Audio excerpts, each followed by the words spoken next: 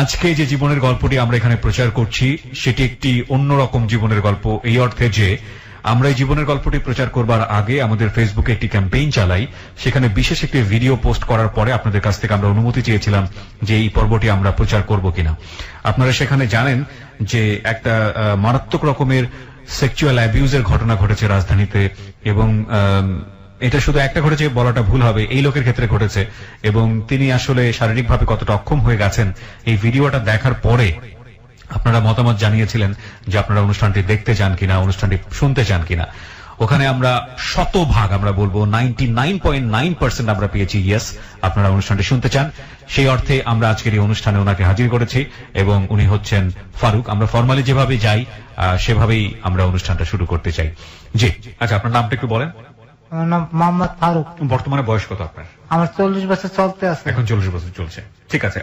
আপনি তো দেখতে শুনতে এখন খুবই বাজে অবস্থায় আছেন, বলতে বাজে যেটা বুঝেছি যে আপনার শারীরিকভাবে একেবারেই নড়াচড়া করার মতো শক্তি নাই। আমাদের ভিডিও যারা দেখেছে ফেসবুকে, প্রিয় শ্রোতা আপনারা নিশ্চয়ই ওনাকে দেখেছেন, একটা ভিডিও ক্লিপস অনেক আগে আমরা ফেসবুকে দিয়ে দিয়েছিলাম যে অনুষ্ঠানটি আমরা প্রচার করবো কি করবো না, একটু আগে যেটা যে বিষয়ে কথা বলছিলাম।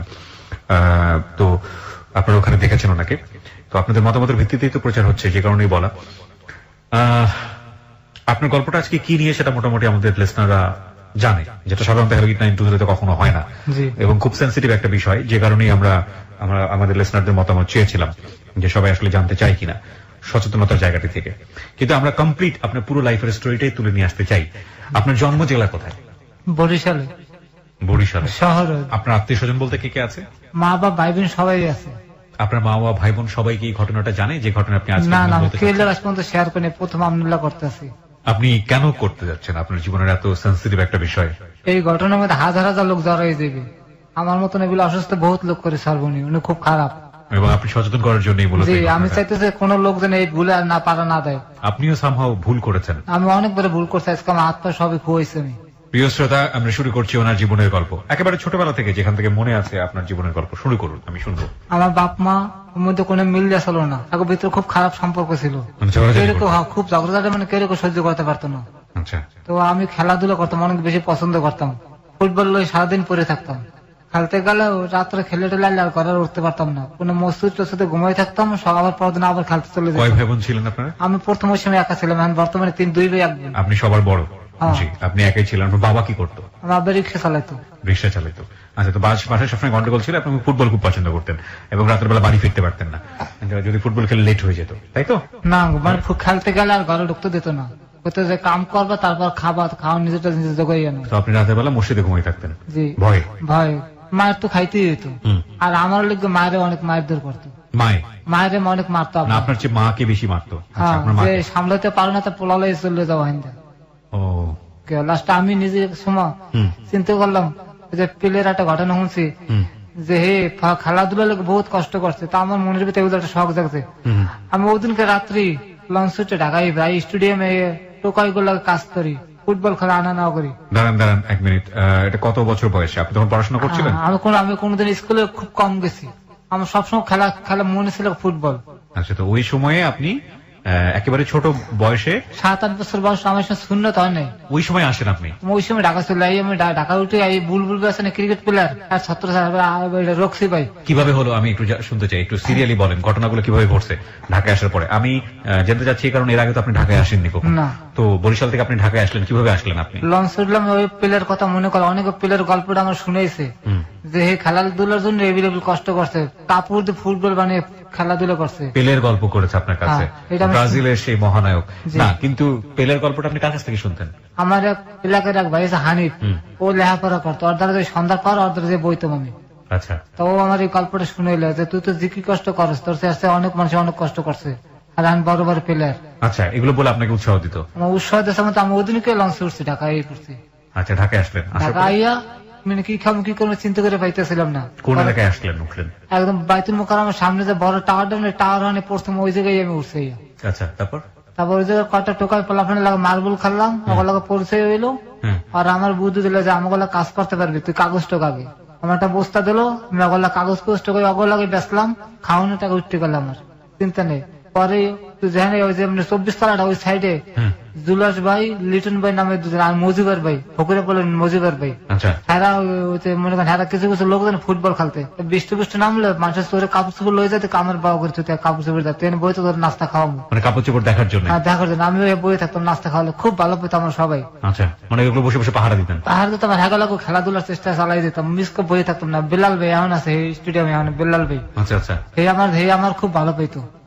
পরে আস্তে আস্তে হেগালাকে মিশে গেলাম। পরে এক পর্যায়ে স্টেডিয়ামে মালা ভাই নামে একজন লোক আছে, স্টেডিয়ামের যাতে টোকা আছেন হ্যাঁ সবারই এই কাজ দেয়। হ্যার লাগা পরিচয় হে আমার স্টেডিয়ামের ভিতরে ঢুকতে দিল। পরে কাজ করতে করতে পরে পরিচয় ক্রিকেট প্লেয়ার রফিক ভাই, বুলবুল ভাই আছে না, বুলবুল ভাই। কেমন পরিচয় হলো? হে বরিশালে খেলতে গেছিল, বাজার রোডে খেলতে গেছিল। সেই সময় হাল্লা হারে আমি দেখছি 101 রান করে সব, আমি এই কথাটা মনে রাখছিলাম। পরে সব টোকাই গুলাকে বই রয়েছি, আমার ডাক দিচ্ছে, আমার গায়ে কোনো গেঞ্জি আসলো না, আমার ডাক দিয়ে তোর বাড়ি কমকে বলছিল, তোকে বসে খেলতে গেছিলাম। আমি চিনি তো, আপনি 101 রান করেছিলেন, হ্যাঁ তুই আমার চেঞ্জেস তাহলে। তারপর তারা একটা সিঁদুর একটা গেঞ্জি গিফট করছিল, ভারত সিঁদুর আছে না, এগুলো র্যাক সাদা আর লাল র্যাক র্যাক একটা গেঞ্জি হারে গিফট করছিল। এই গেঞ্জিটা আমার ব্যাগে কোনো বাদ করে আমার দেশে গেঞ্জি তো অনেক বড়, প্যান্টের মধ্যে ঢুকাইয়া একটা শর্ট প্যান্ট দিছিল আমার, এই পরে থাক। এই হাল্লাকে মনে করেন মোটামুটি হলো, তাই হার আশা বই থাকতাম। কোন সময় ব্যাগ লই আমি স্টেডিয়ামের ভিতরে ঘুরতাম, যাইতাম, যেদিকে যেতে যাইতে হইতো, যার সব 20 টাকা 50 টাকা দিত, ওই দামে খাইতাম। পরে মনে করেন পরিচয় হলো রক্সি বই লাগে, মহামডানে খেলতে সময় রক্সি বই। পরে হে আমার একটা জার্সি দিল 20 নম্বর, ও আরামবাগে যখন খেলতে আরামবাগের টিমের একটা জার্সি দিল 20 নম্বর প্যান্ট আর জার্সি, এইটা তুই গায়ে দিস। রাতে থাকতেন কই? স্টেডিয়ামে বারান্দায় ঘুমাইতাম। ওখানে কি আর কেউ ঘুমাতো নাকি? অনেক বহুত পোলাপন ঘুমাইতো। এখনো ঘুমায়? এখনো ঘুমাই, আমি এখনো তো ঘুমাই, ওখানেই ঘুমান? এখানে ঘুমাই, আপনারা না হওয়ার আগে আমি এখানে ঘুমাই। স্টেডিয়ামের কোথায় ঘুমান? এটা স্টেডিয়ামের পুরো স্টেডিয়ামের ভিতরে লোকজন ঘুমাই, ওইখানে আপনি ঘুমান? আমি আমার পছন্দের মতন একটা জায়গায় মনে করেন শুয়ে থাকে। যে আপনার আসবাবপত্র কি আছে? কিচ্ছু নাই, এই যে একটা লুঙ্গি আছে, একটা লুঙ্গিটা নিচে লাসি, আর জুতাটা মনে করেন একটা পলিথিনের মধ্যে ঢুকাই মাথার তলে দিয়ে থুয়ে, আর কিচ্ছু নেই। সারাদিন কিভাবে টাকা পয়সা কই পান? পরিস্থিতি যদি কেউ কাজ লাগে মিলে দেখাতে হয়, তাহলে তার আমি কথাটা কই যে ভাই এই সমস্যা আছে, 10 টাকা 2-4 পয়সা যা দেয় ওইটা দিয়ে নিজে খান আর রাতের বেলায় ঘুমায় থাকেন। হ্যাঁ, তো ভিক্ষার জন্য হাত পাতেন? মানে কেউ কাছে সরাসরি হাত পাতেন যে দাঁড়াই ভাই আমি সমস্যা আছে, যদি এগুলো কেউ বলে আর যদি কেউ কিছু দেয় তাহলে ওইটা নি, ডাইরেক্ট হাত পাততে পারি না, আজে বাজে কথা কামানছি। প্রিয় শ্রোতা, আজকে যে গল্পটি আমরা এখানে তুলে ধরছি সেখানে অনেক গুরুত্বপূর্ণ ব্যক্তিদের নাম আসবে, যেটি যদি সুবিধাজনক ভাবে তাদের নামগুলো প্লেস করা যায় সেক্ষেত্রে আমরা সেটা প্রচার করবো, আর যদি বিষয়গুলো খুব সেন্সিটিভ হয়, তাদের মান সম্মানের বিষয় জড়িত হয়, সেক্ষেত্রে আমরা নামটাগুলোকে মিউট করবো। সো আপনারা প্রথমেই ওর সঙ্গে কথাবার্তা বলেই বুঝতে পেরেছেন যে ও আজকে যেসব ব্যক্তিদের নাম বলছে তারা ন্যাশনালি অনেক বিখ্যাত। ওকে, বলুন। তারপর স্টেডিয়ামে থাকতে থাকতে থাকতে থাকতে দেখা গেল খুব ভালো সম্পর্ক হয়ে গেল। ওই সময় একটা প্লেয়ার বাংলাদেশ টিমে একটা ছিল, প্রেসিডেন্ট কাপ হয়েছিল একটা, তো ওই সময় ওমান্সের প্লেয়াররা ছিল। আমি কালো দেখে তো আমার বেশি পছন্দ করছে।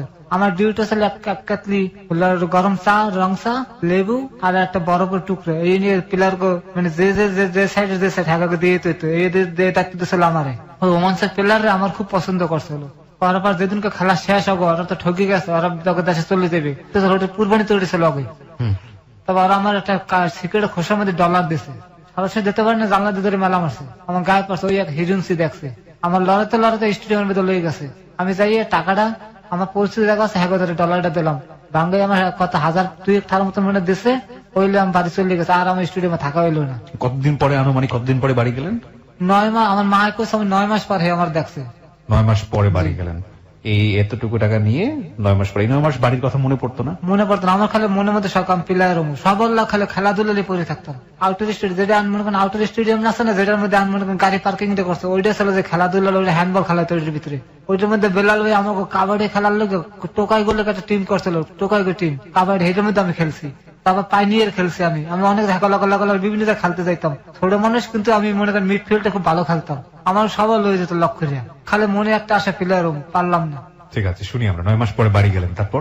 বাড়ি যেয়ে মনে করেন মা বাবার লোক মেসতে কেমন জানি ঢাকার কথা ভুলে গেলাম। পরে এক পর্যায়ে মনে আমার হানিফ কাকে তুই ঢাকার কি অবস্থা, তুই তো গেলে জিত করে যে প্লেয়ারই দেখাবি আমাকে, ওই যে লোকটা আপনাকে পেলের কথা বলছে। তোর ঘটনা তুই তো মনে করেন হ্যাঁ সব ভুলিয়ে গেলি। আবার আমি লঞ্চ উঠলাম, ওর কত লগালগ আমি লঞ্চ উঠছি, আমার তো ভাড়া লাগে না। লঞ্চ উঠতে আবার ঢাকাইলাম, আবার মনে করেন হ্যাঁ রইলাম। এক পর্যায়ে একজনের লাগে পরিচয় হইলে, football player, police team, IG team আছে, আইজি টিমের সেলিম স্যারের লাগে পরিচয় হইলো। আমরা তো টিম রাখছি, তা তুই আমাকে টিমের লাগে থাকবি, তোর বেতন দেবো, খাওয়া হলো আমাকে লাগে সব। এই আমি হ্যাঁ কথা মতন উত্তরে চলে যাই। হ্যাঁ লাগে থাকতে থাকতে একজন মনে করেন আইজি টিমের যে গোলকিপার ইমরান ভাই, আমার এবিলে জীবন মানুষের কারে না, তুই ড্রাইভিং শিখ। আমি বললাম হ্যাঁ কথাটা ঠিক করছেন। আমার বুঝালো যে এই সমস্ত কাম করে তোর জীবন চলবে না, প্লেয়ার তুই হইতে পারবি না, সবার কপালে নাই। সবাই যদি প্লেয়ার কি খুব ভালো খেলতেন আপনি? হ্যাঁ আমি মিডফিল্ডে খুব ভালো খেলতাম, পানায় বল বানাইনি, আমার অনেক ভালো ভালো পারতাম, খুব ভালো বল বানিয়ে দিতে পারতাম। গাড়ি পাওয়া ছিল না কিন্তু আমার, কিন্তু আমি এই জিনিসটা খুব ভালো পারতাম। আচ্ছা, তো আপনাকে কে পরামর্শ দিল? ইমরান ভাই, উনি হচ্ছে যে আইজি টিমের গোলকিপার। আচ্ছা, আপনার কত বছর বয়সের দিকে আনুমানিক মনে আছে? 9-10। কত সালের দিকে মনে আছে ড্রাইভারই কথা পরামর্শ দিল আপনাকে? ওটা 95-তে পরামর্শ দিল। তারপর পরে আমি বললাম ঠিক আছে। আমি আবার বরিশাল আইলাম, আই আমাকে বাসা তো কোর্টের সামনে অনেক ডিসি গাড়ি ঘুরে, ডিসি এডিসি জেনারেল গাড়ি ঘুরে থাকে তো হ্যাঁ যে ক্লিনার, সে খুব দুর্বল, একটা গাড়ি বেশি 2টা গাড়ি ধুতে পারে না। শুকনো মানুষ তো, আমার যে ওস্তাদ বর্তমানে প্রথম যে ওস্তাদ আমার দেখা কথা থেকে তো গাড়ি দিতে পারবো। প্রথম দিন আমার একটু গাড়ি চালানো আকপিস করালো, আমি লোভে পড়িয়ে গেলাম, আমি গাড়ি চালাতে পারি। পরের দিন আমি নিজেই মনে করেন গাড়ি চাবি লই, গাড়ি চালাই ভাঙ্গে চুরি গাড়ি লই, গাড়ি জায়গায় থুয়ে বাস পলাইছি। ডিস্ট্রিক্ট নাজির আমার খোঁজে গাড়ি বাংলা কামনে ডিস্ট্রিক্টের গাড়ি। আমি যে মনে করেন বাসায় বই রয়েছি, পরে হারে হারে কামনে কামনে এটা ম্যানেজ করছে করে আমার খবর দিচ্ছে তোর কোন সমস্যা নাই, কারণ লোক তো নাই, গাড়ি দেবে কেটা। তো এর মধ্যে একটা ঘটনা হচ্ছে, রহমান বিশ্বাস আছে না প্রেসিডেন্ট আছে, তো উনি বরিশালে গেছে সার্কিট হাউসে, গাড়ি দেওয়ার লোক নাই, আর আমি তো মনে ভয় পলাইছি, কারণ গাড়ি দেওয়ার লোক নাই, ওনার তো চাকরি যাওয়া অবস্থা, আর প্রেসিডেন্টের গাড়ি অপরিষ্কার। পরে আমার কাছে সবকিছু বুঝলে আমার খবর দিছে, যাওয়ার খবর দে। পরে আমি আর গাড়িটা ধুয়ে দিয়ে ই করছে, তার মিট হয়ে গেছে জিনিসটা। আস্তে আস্তে ড্রাইভিং শেখানো, ম্যাজিস্ট্রেট আপনাকে কে শেখালো? আমার যে শুকনো ওস্তাদে, যে খুব দুর্বল, বেশি শিখে না, খালি একটু আকপিস করা শিখেছে, ওর মধ্যে দিয়ে আমি মনে করেন যে পুরোটাই করে লেছি। পরে মনে করেন যে লাইসেন্স করতে পারি না, ম্যাজিস্ট্রেট মাহবুব স্যার আসলো, ওনার আমার একটু ভালো সম্পর্ক হয়ে উঠছিল। আচ্ছা, কিভাবে সম্পর্ক হলো? ওই যে উনি যখন অফিসে যখন মনে করেন ঢোকে সালাম দিতাম, আর মনে করেন ব্যাগটা ধরে নিয়ে রুমের মধ্যে লয়ে যেতাম লক করে, হয়তো মনে করেন উনি আমার খুব ভালো পাওয়া শুরু করলো। পরে উনি ওনার ডিউটি পারলো লাইসেন্সের এডি আছে না, ভেহিকেল ইন্সপেক্টর, এই ভেহিকেল ইন্সপেক্টর তো ঘুষ খায়, ঘুষ খাওয়া বন্ধ করার লোক ওনার এডিএম স্যার ওনার আনি দিল, তুমি ইন্টারভিউ নাও। পরে আমি যে স্যার বললাম, স্যার আমি তো মনে করেন লেহা পরে জানি আমি কেমন কি করবো স্যার, গাড়ি চালাই দেখাইতে পারবো কিন্তু লেহা পরে কাম পারবো না স্যার। আমি তোমার ফর্মটা আমার দাও, এই ফর্ম গুলো নিজে দেখাইয়া দিয়ে দিছে, কাজ যা তুমি ফিল্ড টেস্টে থেকে খালি এই ফিল্ড টেস্ট আমার গাড়ি দিছে, এডিএম স্যারের গাড়ি আমার দিছে। আমি সামনে গেছে দেখাইছি, আমার কাছে আর লাগবে না, যা হয়েছে আমার লাইসেন্স হয়ে গেছে। তারপরে ঢাকায় ঢুকলাম, এক বড় হারুন ভাই নামে এক লোক দ্বারা আইলাম, চাকরি করে উত্তরায়, এক আদমের চাকরি দেয় প্রথম আমার। কিসের চাকরি? আদম ব্যবসায়ী। হ্যাঁ, চাকরি দেয়, এই চাকরি দিয়ে শুরু করলে বিমানের ক্যাপ্টেনের চাকরি দিলাম হিন্দি, মানে 10 দিনের মধ্যে আমার ইয়ে হয়ে গেল, চালান দেখে ক্যাপ্টেন কয় তুমি আমার গাড়ি চালাবো। ওনার সঙ্গে পরিচয় হলো কিভাবে আপনার ক্যাপ্টেনের সঙ্গে? ক্যাপ্টেনের বাসায় আদম ভাড়া থাকতো। সমস্যা হচ্ছে আপনার? না ভাইয়া, চোখে দিয়ে পানি পড়তেছে যে, মানে কোনোদিন সামনে সামনে হই নাই তো ভাইয়া। কোনো সমস্যা নাই, আপনি আরামসে বলেন, রিল্যাক্সলি বলেন, দরকার হলে আরো সময় নেন। আপনি ক্যাপ্টেন হিসেবে আমার নিয়ে বিমানের ক্যাপ্টেন আসলো, হ্যাঁ ডিউটি করতে রইলাম আস্তে আস্তে আমার মানে পরিবর্তন হইতে আছে। পারলাম এবি ব্যাংকে চাকরি, মানে খুব দ্রুত আপনার উন্নতি হচ্ছে, খুব দ্রুত আমার চাকরির পরিবর্তন হইতেছে। ওর উত্থানটা বুঝতে পারছেন, মানে একেবারে গ্রামের রজপাড়া গায়ে থেকে উঠে এসে ও কিভাবে ড্রাইভিং শিখে বড় বড় গুণী মানুষদের ড্রাইভার হয়েছে, গাড়ি ড্রাইভার, এবং ওর উত্থানটা আপনারা দেখতে পাচ্ছেন যে কত ড্রামাটিক্যালি, কত দ্রুত। আচ্ছা বলুন তারপরে আমি একদিন মনে করেন যে ম্যাডামে স্যারের যে বউ, এবি ব্যাংকের স্যারের বউ, উনি খুব রাগী মানুষ, ওনার আমার লাগে কথা কাটাকাটি গাড়িতে বইয়া। আমি ক্যান্টনমেন্টের দিয়ে মনে করেন যে আমি ইসে আওয়াজ ছিলাম, আজমপুর একটা কমিটি সেন্টার আছে, ওই কমিটি সেন্টার দাওয়াত খাইতে আওয়াজ আছে, তা স্যারের আমরা লইয়া তারপরে এক লগে দাওয়াত খাইতে যাবো। কিন্তু ম্যাডাম আমার এমন ভাবে মনে করেন যে ঝগড়া লেগে যায় গাড়ির ভিতরে বইয়া, ঝগড়া লেগে গেছে। হ্যাঁ ঝগড়া লেগেছে, কিন্তু আমি সহ্য করতে পারবো, আমি হে কইতে স্যার আমি গাড়ি চালাইতে আছি। কচুঘাতের মুখে এক সময় একটা টেম্পু, যে লেগুনে বড় টেম্পু গুলি আছে না, ওই টেম্পু মারিয়ে দিই, আমার বন্যাটা একদম মনে করেন ব্যাংকের পিছনে চলে যায়। এটা কি ওনাদের ঝগড়ার কারণে আমার সেন্স আসলে ওনার দিকে, গাড়ি চালানোর দিকে আসলে না। একটা বিষয় এখানে একটু সবাইকে সতর্ক করতে চাই, বিশেষ করে রিক্সাতে যারা চড়েন, রিক্সাতে বিশেষ করে কাপল যারা আছেন, বয়ফ্রেন্ড গার্লফ্রেন্ড এবং অনেক সময় হাজবেন্ড ওয়াইফ যাই হোক না কেন, রিক্সাতে উঠলে আমরা এমন ভাবে কথা বলা শুরু করি বা এমন আচরণ করি, আমরা ধরেই নিই যে রিক্সাওয়ালা কিছু শুনছে না। একইভাবে সিএনজিতেও আমরা এই ধরনের আচরণ করি অনেক সময়, এবং গাড়িতেও, কিন্তু অত্যন্ত সেন্সিটিভ বিষয়গুলো আমরা অনেক সময় এই জায়গাগুলোতে করে ফেলি এবং আমরা ধরে নিই যে তারা আসলে কিছু শুনছে না, কিন্তু তারা শোনেন। এই তৃতীয় পক্ষকে আমরা অস্বীকার করি, আসলে অস্বীকার করার কিছুই নাই, এবং এটা তাদের উপরে ইম্প্যাক্ট ফেলে। এবং এই যে অ্যাক্সিডেন্টের কথা বললো, এরকম অ্যাক্সিডেন্ট হওয়ার হামেশাই হয়। সুতরাং গাড়িতে উঠে যত সম্ভব নিজেদেরকে কন্ট্রোলে রাখুন, এবং এটা আপনার জন্যই ভালো। বলুন তারপর। পরে অ্যাক্সিডেন্ট করার পর স্যারে আমার অনেক ভালো জানতো, উনি আমার খুব পছন্দ করতো। স্যারে উনি ডিউটি ছিল 2 মায়ের স্কুলে নেওয়া আনা, উনি গাড়ি পেতেন না, উনি এর গাড়ি পেতেন না। আচ্ছা, ব্যাংকের গাড়ি কিন্তু উনি গাড়িতে উঠতে পারতো, উনি বাসে যেত। পরে মনে করেন ম্যাডাম হলে ঝগড়া অর্ডার পর গাড়িটা যেমন ওই করলাম, স্যার আমার খুব খেপি গেল। পরে ওই আমার টাকা পয়সা দিলে লাইট লুট কিনে, আমি চিন্তা করলাম কি আমার মনে হয় চাকরি নাই, আমি লাইট লুট কিনে দিই আর কিছু টাকা আমাদের রাখে দিয়া আমি গেছি স্যার আমি চাকরি করবো না। ওকে, দাঁড়িয়ে পড়লাম, আইয়ে মনে করেন যে পল্টনে এক পাকিস্তানের চাকরি লইলাম। আর চাকরি করতে করতে করতে করতে মনে করেন যে পরিচয় হইলো যে মনে করেন রেন্টেকারের দেলার বেগুলো। হ্যাঁ, আমার চাকরি হঠাৎ করে একদিন চলে যায়, দেলার বের করলাম, দেলার বে আমার তো চাকরি নেই, আমি কি করবো, তুমি আমার রেন্টেকারে ভর্তি হও, তোমার তো গাড়ি চালানো আমি দেখছে ভালো, তুমি রেন্টেকারে ভর্তি। এই রেন্টেকারে ঢুকলাম। কত সালের দিকে এটা? 2007 বা 2008 হইবে। আচ্ছা আচ্ছা, ওকে। ঢুকলাম, ঢোকার পরে মনে করেন যে হ্যাঁ লাগে আমার ট্রিপ মনে করেন যে লাগা বান্ধে লাগিয়ে রইলো, সমস্ত যে আমার একবার নেয় এই আই আমারই খোঁজে, তো ওই ছেলেটার দেন। ওকে। পরে মনে করেন যে বাবুদের নামে একজন লোক আছে হিন্দু, ওকে, উনি আমার হ্যাঁ গাড়ির লোক সেট করে যে হ্যাঁ 4 জন পার্টনার, তো তারা নিজেরা বই আমার সেট করে যাওয়ার এই গাড়িটা দিয়ে দাও, ও আর ট্রিপ আছে বেশি। ওকে, শুরু করে আর পিছনে আমি আর তাকাইনি, আমি চলতেই গেছি। ওকে। রেন্টেকারের সিস্টেমটা কি ছিল? মানে গাড়ি যে যেখানে খুশি ভাড়া নিত? ভাড়া নিতে পারতো, আপনি জানেন আপনি এন্ট্রি করিয়া আর আপনার ছবি তুলে রেখে দিত। তো আপনি ঢুকলেন রেন্টেকারে? ঢুকলাম, ঢুকে মনে করেন আমার কাজ চলতে আছে, আমি কোনো সময় মিস যাই না। আমি পিছনে একটু ঘটনা রেখেছে ওটি বলতে চাই আবার। বলেন। এমপি আলালবের 2001 নির্বাচনের সময় আমার গাড়ি ভাড়া নেই। আচ্ছা। বরিশাল দিয়ে, তা আমি নির্বাচনে 2001 হেল্লাকে মনে করেন থাকি, সবার ভালো পরিচয় হয়ে যায় আমার লাগে। আচ্ছা। একদিন রাত্রে মনে করেন যে আলালবের কিছু লোকজন গণ্য দিয়ে আগুন যারা দিয়ে দিতে হবে রাত্রে 2টার সময়। হঠাৎ করে হাগতে কিছু বাহিনী আছে, রাত্রে পার করে দিতে হইবে। পরে আমার কলে তোমার গাড়িটা আছে খালি, আমি কাছে আছে স্যার, কথা আমার লোকজন গণ্য একটু দিয়ে গণ্য দিয়ে আগুন যারা দিয়ে আমার কাছে, আমি রাত্রে রাজি হয়ে গেছি, ভাড়া বেশি দিছে, আমি রাজি গেছি। তা আমি রাত্রে দিয়ে আসার সময় গাড়ি রাত্রে অ্যাক্সিডেন্ট করে, আমি রাত্রে প্রথম একটা হুন্ডা মারে, হুন্ডা লাগছে না, পরে এক রিক্সার মধ্যে যাত্রী মহিলার পুরুষ ধাক্কা, একজন কানের পর্দা ফাঁকছেন, একজন বুক ফাটতে যায়। আপনার? না না, আমার গাড়িতে। পরে আমি গাড়িতে উড়ে বরিশাল মেডিকেলে নিয়ে ভর্তি করি। আপনার গাড়িতে ধাক্কা লাগে? আমি ঠিক বুঝলাম না। মানে যাত্রী নামে দেওয়ার সময় রাত্রে আমি প্রথম একটা হুন্ডা অ্যাক্সিডেন্ট করে, তা ভয়ের ঠাল আমি গণ্য ইসে ঢুকি, উজিরপুর ঢুকি, অবিবের এলাকা, অবি এলাকায় ঢুকে, তো ওই এলাকা আমার লোকজন আছে, আমি সিনিয়র ইলেকশনের সময় সবাই তো আমার কিছু করতে পারবেন এই চিন্তা ছিল মাথায়। ঢাকা এলাকা যখন ঢুকছি না, তখন খুব বড় একটা রিক্সা, আপনি নাড়া আছে না ধান, এই ধান কেটে রাস্তার মধ্যে ফালাই রাখছে। তো রিক্সাওয়ালারা মনে খুব সম্ভব আমার গাড়ি চালানোর মতো, যেটা আমি বুঝতে পারতেছি, রিক্সাওয়ালারা মনে যাত্রী করছে রিক্সা ঘুরাও, তা রাস্তা তো ছড়ে 2 পাশে নাড়া ফালাই রাখছে, রাস্তা কোনো কম কমে গেছে রাস্তা। তা আমি তো মনে করেন টাইনে যাইতে আসছি যে আমার শহর উঠতে হবে, তো রিক্সাওয়ালা করছে হঠাৎ করে গাড়ি ঘুরিয়ে ফেলেছে, আর আমি মারি দিতেছি রিক্সাটারে। ওই যাত্রী দুজনে পড়ে গেছে, মহিলা একটা পুরুষের, দুজন হিন্দু। পরে একদম মনে করেন আমি গাড়িতে তাকে উঠলাম, আমি বললাম খবরদার করে ধরবেন না, এটা এমপি সাহেবের গাড়ি, যাও আমরা বুঝবো, আপনার গাড়িতে রুগী উড়ে দেন, আমি লয়ে যাই আগে। এই দুজন আমি উড়ে বরিশাল মেডিকেলে নিয়ে ভর্তি করে আমি গাড়ি পলাই পড়ি। আয়ার পর রাত্রে বিকাল 4টার সময় দুজন মারা যায়। পারলাম না, বাঁচাতে পারলাম, চেষ্টা করছে, কোন ড্রাইভার আজ পর্যন্ত রিস্ক লয় না, রুগী লইয়া মেডিকেলে ভর্তি করছে। আমার কাগজপাতি দেখে ম্যাজিস্ট্রেট আমার জামিন দিয়ে দিয়েছে। ম্যাজিস্ট্রেট জামিন দিয়ে দিল মানে? ঠিক বুঝলাম না, আপনাকে ধরছিল নাকি? আমি সারেন্ডার করছিলাম। কেন? আমার নামে তো মামলা হয়েছে এই রোগী তুলার কারণে গাড়িতে?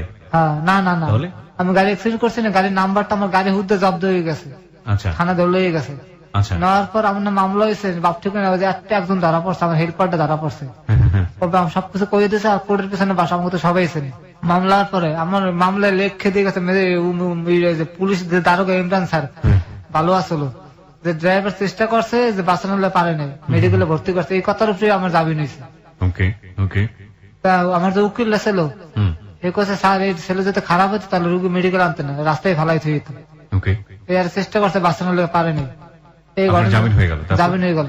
পরে আল্লাহ জামিনের আগে আমি খুব ভয় পেয়ে গেছিলাম। মানে জামিন ঠিক আপনি জেলে গিয়েছিলেন? না, আমার যাইতে হয়নি, আমি পার্টির লোক একটা মিছিল করে হেলাইছি, যারা উড়িয়ে হেলাবে এত টাকা দেব। পরে আল্লাহর কাছে প্রার্থনা করলাম, আল্লাহ যদি আমি এই যে মাপ পাই তাহলে আমি এটা মেয়ে বিয়ে করবো।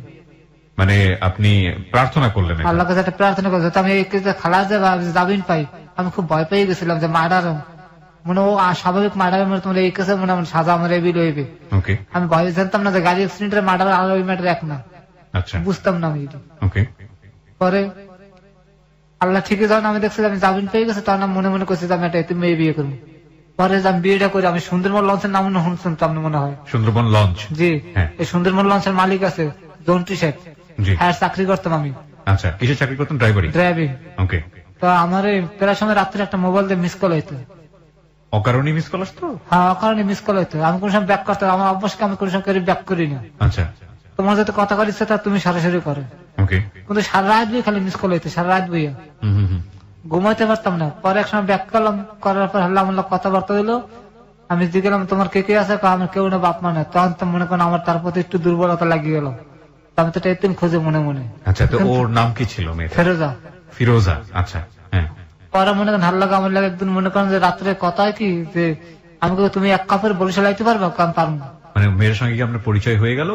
ফোনে ফোনে সম্পর্ক কি হয়ে গেল? আমার লাগে সম্পর্কটা হয়ে গেল।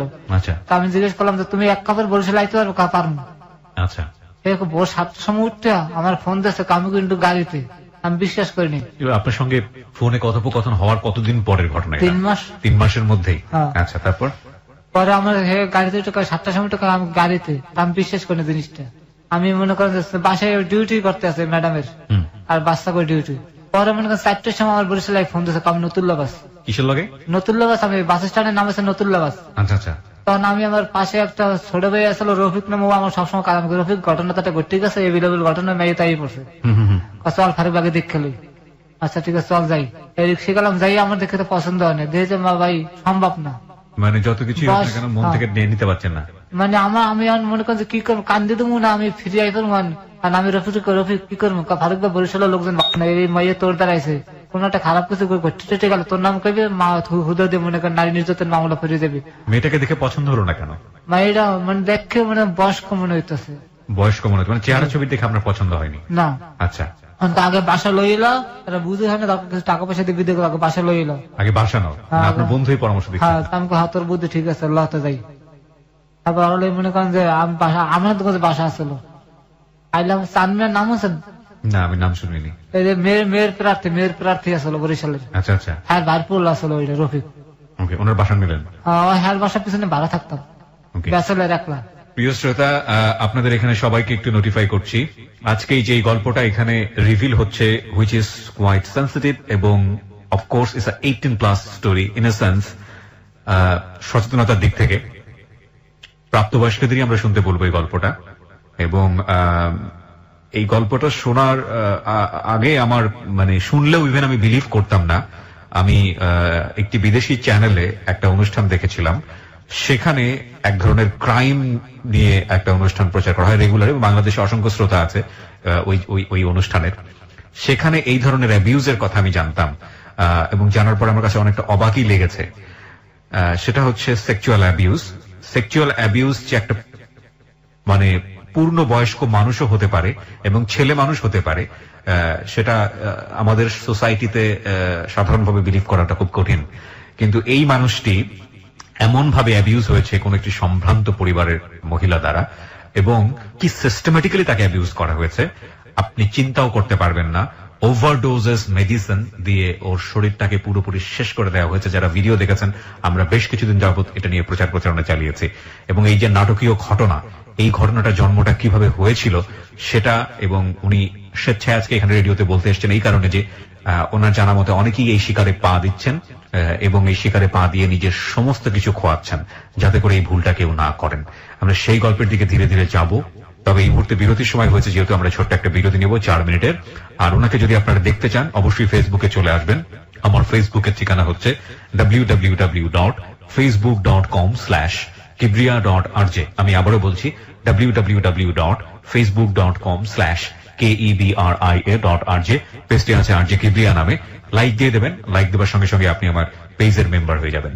ক্লোজ আপ মনে করিয়ে দেয় জীবনের দুর্দান্ত কিছু মুহূর্ত। এসব মুহূর্তের দেখা পেতে পেরোতে হয় হাজারো বাধা বিপত্তি। বাধা অতিক্রম করতে গেলে অনেক সময় আসে ব্যর্থতা। চেষ্টা, সাহস, আত্মবিশ্বাস এবং ইচ্ছা শক্তির মাধ্যমেই আমরা জয় করতে পারি সব বাধা, অর্জন করতে পারি জীবনের কিছু দুর্দান্ত মুহূর্ত। ক্লোজ আপ দুর্দান্ত ফ্রেশনেস বানায় দুর্দান্ত মুহূর্ত। ফিরে আসছি ঠিক 4 মিনিট পর। Close Up presents Hello 8920 Close Up the closer, the better. Close Up presents Hello 8920. Close Up, the closer, the better. 4 minute পর আমরা আবারও ফিরে এসেছি ক্লোজ আপ প্রেজেন্স হ্যালো 8920 তে দ্য ক্লোজার দ্য বেটার। আমি আরজি কিবরিয়া রয়েছে আপনার সঙ্গে এবং আপনারা শুনছেন এবিসি রেডিও এফএম 89.2। এখানে আজকে জীবনের গল্প বলার জন্য আছে ফারুক। তার জীবনের যে অবর্ণনীয় গল্প সেটা কিছুটা হলেও আপনারা আজ করতে পারছেন, কিন্তু আমরা সেই গল্পের ভেতরে এখনো প্রবেশ করিনি। আমরা সেখানটায় যেতে চাই ধীরে ধীরে। ক্লোজ আপ মনে করিয়ে দেয় জীবনের দুর্দান্ত কিছু মুহূর্ত।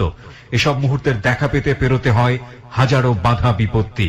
বাধা অতিক্রম করতে গেলে অনেক সময় আসে ব্যর্থতা।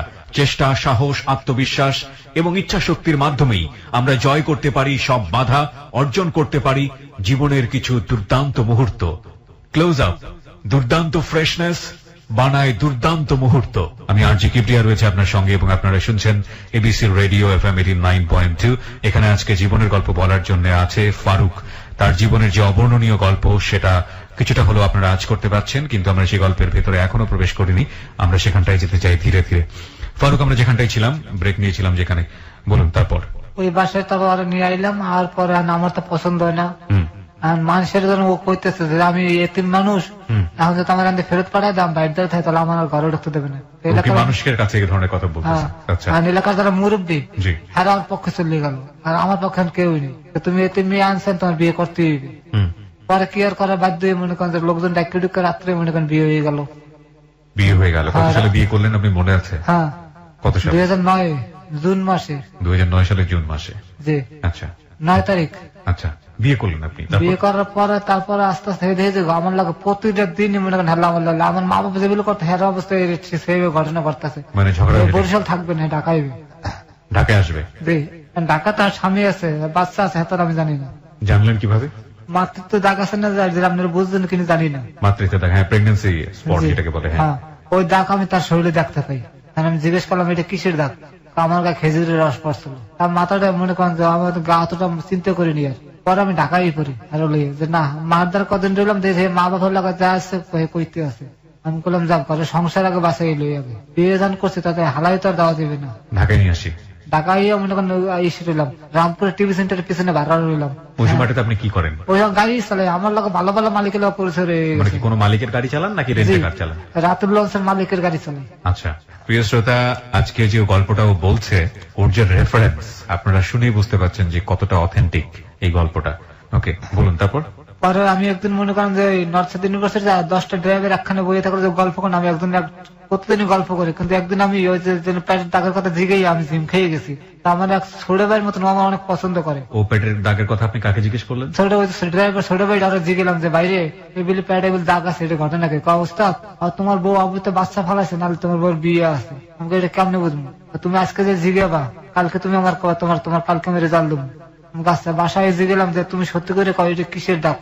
তোমার না করলাম যে আমার গা খেজুর রস পরে পুড়িয়ে গেছে বিলে। পরে আরে করলাম বললাম না ওস্তাদ তোমার এই ঘটনা আমি বিশ্বাস করি না, এটা হচ্ছে যে তোমার ওই তো বাচ্চা ফলাইছে, নাহলে তার বিয়ে আছে, বাচ্চা আছে। আমি তো ভাই মাটির মধ্যে হান দিয়ে গেলাম যে আল্লাহ আমি কি করলাম, কি এতে মানলাম। তারপর আমি যে ছেলের ডিউটি করে জানালাম যে বাইরে এই ঘটনা। ও আবার মায়ের লোক ডাক্তার প্রেম করে। আপনার চোখ দিয়ে পানি পড়ছে। আপনার একেবারে মনে করতে হবে এমন কোনো কথা নাই। আপনার শরীরের অবস্থা খুবই খারাপ আমরা জানি। আপনি কি একটু রেস্ট নিতে চাচ্ছেন? না না ভাই, চলতেছে চলুক। চলতেছে চলুক। আচ্ছা বলেন। হ্যাঁ, ওই হাসপাতালে হে মাইয়ে ডাক্তারি পরে হ্যাঁ ফোন দিলাম, হে এক রেজাল্ট দিলে যাতে বাচ্চা হয়েছে না সে খারাপ ছিল, মানে কনফার্ম বলে দিল। কনফার্ম বলে দিলাম। তারপর আমার যে কোন কইলে তখন আমি আর মানি নিলাম। আমি রাতুল আমার কাকা ফারুক ভাই তুমি বিলে পারবা না, আমি তোমার একটা বুদ্ধি শিখিয়ে দিই। তোমার রাত্রে বুঝাইয়ে কাও যে তুমি যদি মনে করেন মিথ্যা তাহলে তোমার এখানে মেডিকেল টেস্টে ধরা পড়ে। আচ্ছা, হ্যাঁ এটা সত্যি, মেডিকেল টেস্টে ধরা পড়ে। মেডিকেল টেস্টে ধরা পড়ে যদি তুমি যদি মনে করেন মিথ্যা কথা কও তাহলে কিন্তু তোমার ডিভোর্স দিয়ে দেবো। আচ্ছা, তখন আমি রাত্রে দিয়ে মনে করেন আরে কইলাম একটা শাড়ি গিফট করলাম। ও আমার রাতুল আমার 500 টাকা দিচ্ছে, তুমি যে শাড়ি কিনে আর গিফট করে মন করে সুন্দর করে বলো। হ্যাঁ করে বলো। তারপর বললাম যে তুমি সত্যি করে কর্নালের মধ্যে তোমার ডিভোর্স দিয়ে দেবো। পরে উঠতে কাকা হ্যাঁ আমার একটা বিয়ে আছে, একটা বাচ্চাও আছে। বিয়ে আছে, বাচ্চাও আছে, ডিভোর্স হয়নি? আমি তো ভাই মাথা মতো আউলে গেছে লগালগ মুহূর্তের ভিতরে। জানলা কোন অভিশাপ দিয়ে কোন অভিশাপে ঢুকলাম, জেল খাটাই তো ভালো আসলো আমার। একটা বিষয় নিশ্চয়ই আপনারা জানেন যে ও জেল খাটা থেকে রক্ষা পেয়েছিল বলে নিয়ত করেছিল যে একটা এতিম মেয়েকে বিয়ে করবে, এবং মিস কলে একটা এতিম মেয়ের সঙ্গে পরিচয়। ও এতিম মেয়ে তাকে না দেখে না বুঝে জেনে শুনে না জেনে বলবো বিয়ে করে, এবং পরবর্তীতে এই ঘটনাটা সে জানতে পায়, এবং যে কারণে ও বলছে যে আমার তো জেল হওয়াটাই ভালো ছিল। বলুন তারপর। তারপর মনে করেন এই যে তাল্লা মনে করেন যে সম্পর্ক আস্তে আস্তে বাঙ্গালোর দিকে যাওয়া শুরু করে। মানে আমি আর তার সজ্জা আমার তাল্লা মিলতালা রইতে আসে না যে তুমি কোরআন শরীফ বলে যাও শপথ করছো তুমি আর মাঝিয়ে ভালোতে পারবা, মানে তখন আপনার কাছে এই মনে হয়েছে? এই মনে হইতেছে।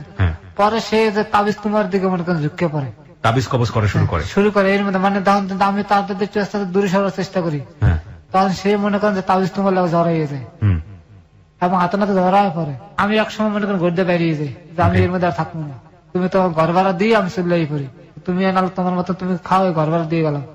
পরে মনে করেন যে হেয়ার মতন চলে যায়। আমি মনে করেন যে পাকিস্তানের চাকরি করি, একসময় হঠাৎ করে আমি স্বপ্নে দেখি যে আমার বউটা খারাপ হয়ে গেছে, রাস্তায় মনে করেন রাস্তায় চলাফেরা করে। আমি বললাম আল্লাহ ও যত ইজ্জত বিক্রি করে খায় তাদের তাই আমার মতো হইবে। আবার আমি আবার ফোন দিয়ে আবার আনি, যা হয়েছে তুই বিল্লে যা, কিন্তু বিগত দিন আর কিছু করতে পারবি না। রাজি হয়। তারপর আমার একটা বাচ্চা মাহাদি। ওকে, বাচ্চা আসলো বিয়ে কতদিন পরে? 1 বছরের পর, মানে 1 বছরের পর। মানে একটা ছেলে প্রথম একটা বাচ্চা নষ্ট করে ফেলাম, কইতে ভুলে গেছে মাঝখান দিয়ে। প্রথম একটা বেবি নষ্ট করে ফেলে? হ্যাঁ। কিভাবে? আপনার পরামর্শতে নষ্ট? না না না না। আচ্ছা। এই যে মনে করেন ও দেশের বাড়িতে বিধবা বাতা উড়িয়ে খায়, কিন্তু ও যাতে প্যাডনেস হয়ে বাতা আনতে যায় তাহলে আর মানুষ ধরবে, এই লোক বাচ্চাটা নষ্ট হতো প্যাডনেস প্রেগনেন্ট। হ্যাঁ। ও মনে করেন নিজে নিজে বাচ্চাটা কামড়ে কামড়ে নষ্ট করে। একদিন দেখেছি রক্ত চাক্কা পড়তো স্যার পেটের নিচ দিয়ে। ওহো। আমি তো মনে করি কোনোদিন কান্দি না, মানুষ দেখলে ভয় পাই না, আমার এত সাহস, আমার হাঁটা এত বড়। একদিন দেখে ও চিৎকির দিয়ে দেয় আর মনে করেন যে রক্ত খান্ডা পড়তে আছে। পরে আমি ওই জায়গায় একটা হাসপাতাল আছে বাহিরের, ওগুলো লয়ে যাওয়ার বাবা আপনি তাড়াতাড়ি এমআর করতে হবে, তাড়াতাড়ি ঢাকা মেডিকেল লয়ে যান। তার আমি জিগেলাম যে আমি কি করবো, টাকা পয়সা হতো না, তোমার অত চিন্তা করা লাগবে না, তুমি আমার ওই মিরপুরে একটা বরিশাল হোমিও একটা ফার্মেসি আছে, তুমি ওখানে আমার লইয়ে যাও। তার মানে যে ও অনেক আগে এই সমস্ত কাজের লোক জড়িত ছিল, মানে জানতো সবকিছু, কোথায় কোন লোক কোথায় কি করলে জানে, ও জানে।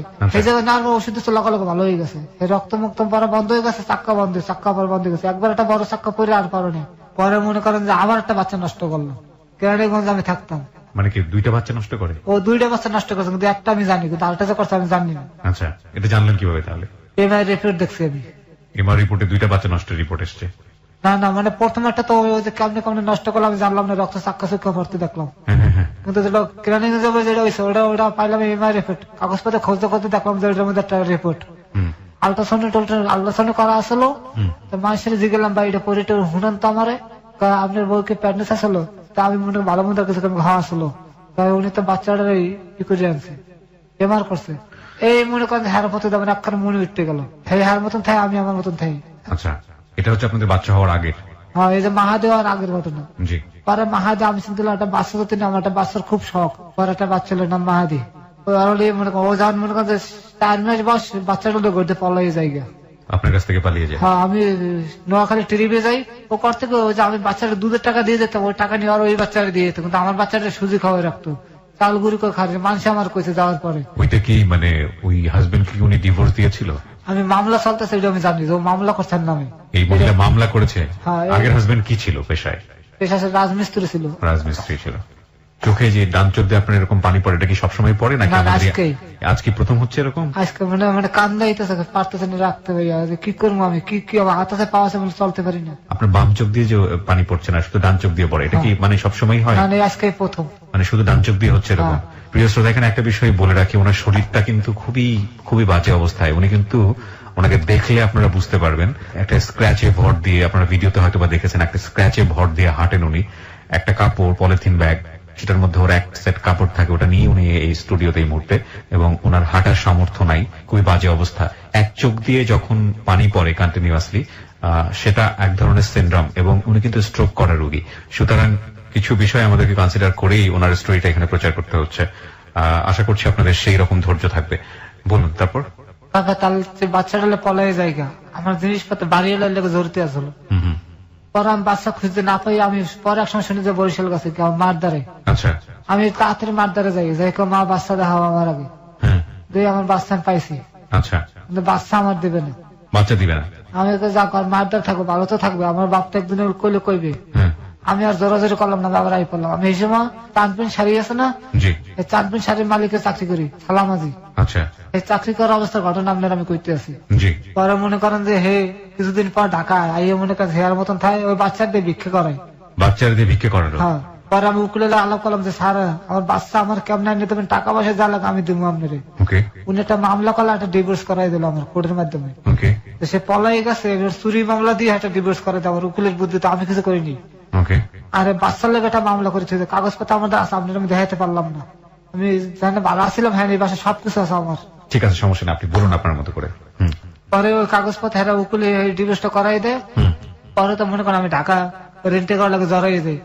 এদিকে বউ বাচ্চার কথা আমি এখন ভুললেই যেতে আছে, কিন্তু তারপর তো আমার কোনো ইয়ে ওঠে না। তারপর আপনি কি করলেন? পরে আমি তো রেন্টে করার লাগে জড়াই গেলাম, রেন্টে কারের সাথে জড়িয়ে গেলেন।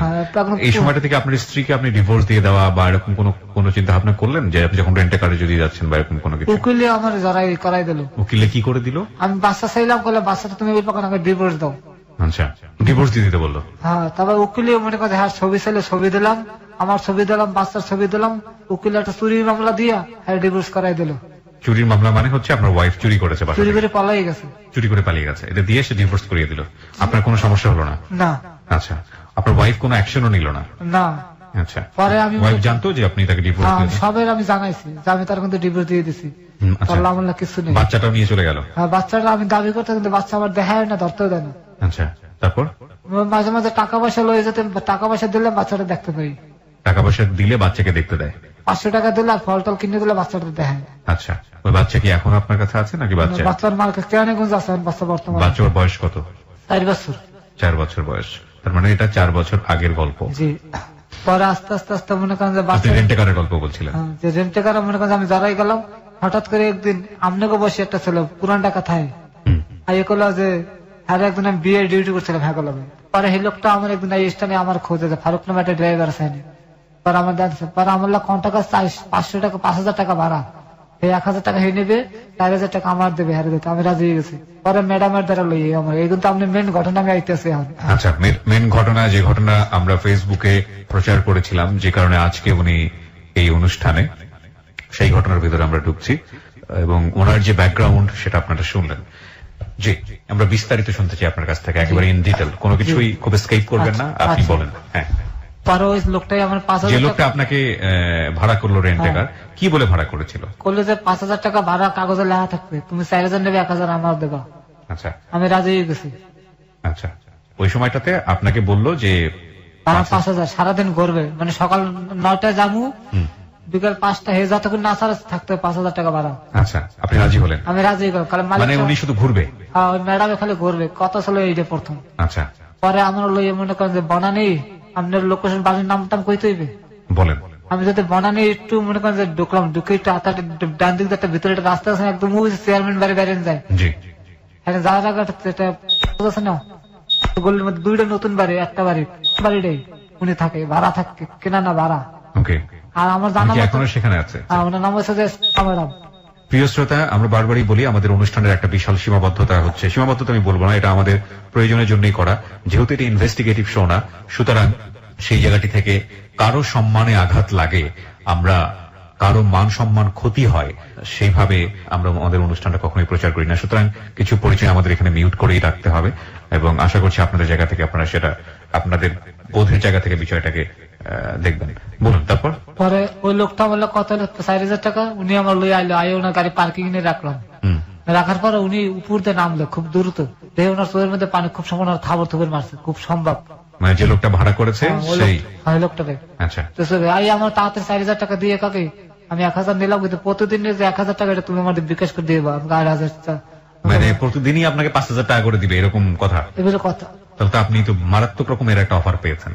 আমার স্থানে এত টাকা ভাড়া শহরের ভিতরে কেউ কেউ দেয় না। আমি তো মনে করি লাভ, মানে মালিক তো আমার দা লাগবে 3000 টাকা, আরো কম 500 টাকা। মানে মালিকের দিতে হবে 3000 টাকা, ওখান থেকে পাবেন 500 টাকা ভাড়া, ওখান থেকে পাবেন 500 টাকা বেতন 500 টাকা। আচ্ছা, আমার প্রতিদিন আমি ইনকাম হতেছে 1500 টাকা। রাইট, সো আপনি 1 লাফে রাজি হয়ে গেছেন? আমি রাজি হয়ে গেছি। আচ্ছা, পরে আমি 2 ঘন্টা হয়ে গেছে, ম্যাডামের বাইরে না আমার কাছে কয়নি, আমি ম্যাডামের ফোন দিলাম। ওইখানে বসে আছেন, ফোন নাম্বারটা আপনাকে দিয়েছিল ম্যাডাম? হ্যাঁ, ওই না ওই যে কাগজের মধ্যে ম্যাডাম না ওর লিখে দিয়ে গেছে কাগজে যে এই নাম্বারে ফোন দিয়ে তোমার সমস্যা আসলে জানাইও। 2 ঘন্টা অপেক্ষা করতে করতে আমার একটা বদভ্যাস, কোন ট্রিপে গেলে আমি মানুষের একটু তাড়াহুড়ো দেখা যায়, ভাই তাতে বেরেন, এটা মানে রেন্টে কারটা অভ্যাস। আচ্ছা, আর ম্যাডাম ম্যাডাম আমার তো শোল ভালো না, আপনি কি বাইরেবেন না, আপনার শোল বেশি খারাপ, আপনি একটু রিসেপশনে ক্যামেরা আছে, তা আমি জানি টানি না। রিসেপশনে আমি দাঁড়াইছি, পরে আমারও ইন্টারকম করছে, গায়ে দিছে দাঁড়ানো কথা, ভাই কথা কন, আপনার ফোন দিচ্ছে ম্যাডামে, আপনি কি শারীরিকভাবে সুস্থ আছেন? হ্যাঁ। আপনি কি বলেছিলেন ম্যাডামকে? আপনার তারা আছে মানে আপনি কি বলেছিলেন? মানে ম্যাডাম বাইরে দেখে আমি বলছি, ম্যাডাম আমার শরীরটা ভালো লাগতেছে না, আপনি তাড়াতাড়ি বাইরে কিনে কম। মানে 2 ঘন্টা আপনাকে বসিয়ে রেখেছে? বসিয়ে রাখছে। বসিয়ে রাখার পরে আপনি যখন ম্যাডামের সঙ্গে কথা বলেছেন তখন বলেছেন যে আমার শরীর ভালো লাগছে না, আমার একটু তাড়া আছে, আপনি বের হবেন কিনা বলেন। তখন ম্যাডাম আপনাকে উপরে ডেকেছে? না, কারণ আমি ইন্টারকমের সামনে যাইতে কইছে, আপনি ক্যামেরার সামনে আন, ক্যামেরার সামনে আসেন। আচ্ছা, ইন্টারকমের সামনে আমার দেখলো মনে হয় খুব সম্ভব উনি। আচ্ছা, মানে বাইরে থেকে দেখেছে আমার যা যা করছে, আপনি হিডে আপনারা কইতে আছে। জি, রিসেপশনে দাঁড়াছে, তারপরে রিসেপশন ইন্টারকম করছে, করে ফোনটা আপনি সিগারেট নেশা টেশা করেন? তার প্রথম ট্রিপ আমি ডাইরেক্ট অস্বীকার করতে কিছু না। আচ্ছা, আমি কোনো খাইতেই না কাজটা, আপনার লোক কিছু নাস্তা পাঠিয়ে দিয়েছে, আপনি খাইয়ে লইয়েন কাজটা। পরে মনে করেন 10 মিনিটের মধ্যে বই রয়েছি, আমি হাত মুখ দিয়ে বই রয়েছি, নাস্তা পাঠাবে, নাস্তা খামু। পরে ম্যাডাম ওই যে ছায়ের মতন এক পাতি আছে না, ওই পরে একটা গেঞ্জি গায়ে দিয়ে নিজেই এসে একটা ট্রে লইয়া এগুলি এক মগ কফি, একটা কফি আর 4-5 পিস বিস্কুট, কেমন ধরনের বিস্কুট, এই বিস্কুট আমি কোনো সময় খাইনি, লই নিজেই এসে আই আমার নক করছে, আমি বাড়িয়ে সালাম দিলাম, তারপর সালাম লইলো, এগুলো খাইয়ে ওষুধটা খাইয়ে ফেলেন, খাইয়ে আপনার আমি লাগলাম, আপনি ফোন দেবেন আপনার, আমি চলে যাবেন তাড়াতাড়ি, আমি কাচ্ছা। তারপর 2টা ট্যাবলেট দেখলাম। ওষুধটা আপনাকে কেন দিল আমি জানি না, কিলো ওই সময় পরে জানলাম যে আপনার কোনো কোশ্চেন তৈরি হলো না যে ওষুধটা হঠাৎ আমি দুর্বলের কথা কইছে, মনে হয় এই লেগে দিছে, মনে হয় আমার শরীর খারাপ লাগতেছে সেই কারণে দিল কিনা। আচ্ছা, এই লেগে আমি খাইয়ে নিলাম। আচ্ছা, আপনি যা দিয়েছে সব খেয়ে ফেলেছেন, ওষুধটাও খেয়েছেন? আমি নাস্তা করে তো তাড়াতাড়ি খেয়ে নিয়েছি, খাইয়ে ওষুধটা খেলাম। খাওয়ার পরে আমি বিশেষ করে না, মাত্র 15 মিনিট লাগছে আমার শরীরটা গরম হইতে। গরম হইতে বলতে আমার শরীর মানে একটা পুরুষের যে মনে করেন যে ক্ষোভ আমার শরীরের মধ্যে দাঁড়িয়ে পড়ছে। আপনি বাংলায় কইতে পারলাম না পুরোটা, কারণ এটা হাজার হাজার মানুষ শুনবো, তো এত খারাপ খাওয়া যাবে না। প্রিয় শ্রোতা, আপনারা নিশ্চয়ই আপনাদের জায়গা থেকে বুঝতে পারছেন যে ওর জায়গা থেকে কি বলতে চাচ্ছে। এটা আসলে সেক্সুয়াল মেডিসিন, এবং এটা খাওয়ার পরে ওর মধ্যে যে ধরনের প্রতিক্রিয়া হওয়ার কথা সেটাই হয়েছে, এবং এটা যেহেতু পরিকল্পিত মেয়েটার কাছ থেকে, সুতরাং এগুলো ধরনের মেডিসিনটা আপনি আগে খাননি কখনো? না। আচ্ছা, তারপর খাওয়ার পর আমার শরীর বলে মনে করেন যে খিসছে মিশছে, মনে করেন কেমন হয়ে যাইতে আছে, আর চোখের সামনে সব রঙিন দেখতেছে, এমন অবস্থা হয়ে গেছে, আমার চোখ রঙিন দেখতেছে, সব শুয়ে রয়েছে, কিন্তু আমার মনে করেন শরীরের উত্তর দিতে ভাব খালে বাড়তেই আছে। আধা ঘন্টা পর ম্যাডাম আমার ফোন দিচ্ছে যে তুমি একটু উপরে আসো, তো উপরে গেছি আমি। আপনি যে চেয়ারে বই রয়েছেন ওগুলো একটা চেয়ার বইয়া একটা টি টেবিল সামনে ঠ্যাং টেবিল দিয়ে বই হয়ে হালতেছে, আর শরীরের মধ্যে একটা পাতলা একটা চাদর, ইন্ডির কাশ্মীরি শাল আছে না, ওই রকমের একটা চাদর শরীরের উপরে দেওয়া। তারপর আমি নক করছে, ম্যাডাম কাছে আমার বাম সাইডে, তবে বাম সাইডে আমি গেছি, তবে উনি ফট করে আমার পুরুষত্বের মধ্যে হাত দিয়ে বসে, থাবা দিয়ে ধরে চাকুলে কথা কবে কাটতে এলাম এক করে, কোনো কথা কবি না, চুপচাপ থাক, তুমি তুই ডাকাই মারিয়ে এলাম কথা কইলাম। পরে আমি ভয়, আমি আমার শরীর মনে করেন গরম হয়ে রয়েছে, উনি দর্শে আনতাম মনে করেন আমার শরীর আরো ইয়ে গেছে। পরে উনি ওনার বেডরুমে লয়ে গেল, আমার ও চাদর ফট করে টান দিয়ে খুললে ফেলাইলো, খোলার পর আমি দেখ ওনার গায়ে কিচ্ছু নাই, উনি এক করে মনে করেন যে খালি। তারপর ওনার গরমতে লয়ে গেল, নিয়ে উনি একটা বাবা বের করলাম, উনি একটা না মনে করেন ওইটা শেষ করে আলালো। আমি দেখা চিনতেন আপনি আগে থেকে? হ্যাঁ, আমি চিনতাম, কারণ আমার স্থানে বহুত ড্রাইভাররা খাইছে, আমি দেখছি।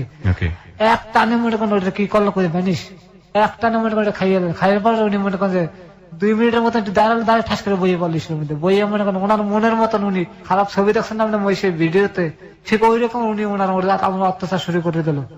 আমি ভালো মন্দ কোনো কিছু করলাম না। পরে মনে করেন যে ওনার কাজ 2.5 ঘন্টা লাগছে মনে করেন যে প্রথম শাস্তি করতে, ওনার 2.5 ঘন্টা পর উনি আমার কাগজে হাত তোর আমার চলবে, কিন্তু কথা আছে তোর গাড়ি ভাড়া যে লাগা আমি দিব, কিন্তু তোর আমাদের আমার আইতে হবে। তবে মোবাইল দিয়ে আমার একটা মোবাইল দিয়া দেখালে দেখ তুই যা যা করছিস সব ভিডিও হয়ে গেছে, তুই যদি আমার কথা না আমি থানা জমা দেবো, তোর রেতা লইয়ে যাবে, 5 লাখ টাকা জরিমানা দিবি, কি করবি?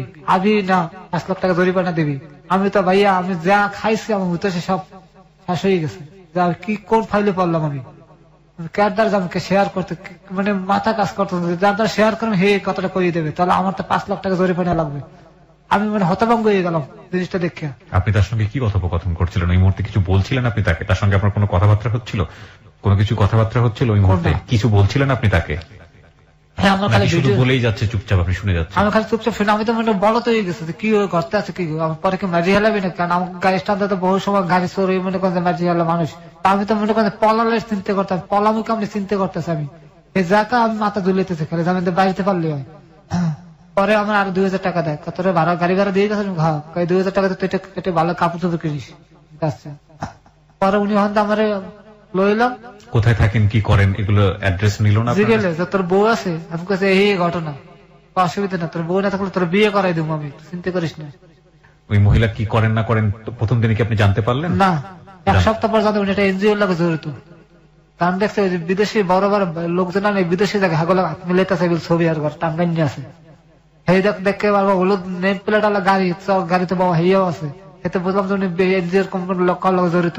ওকে, বলুন।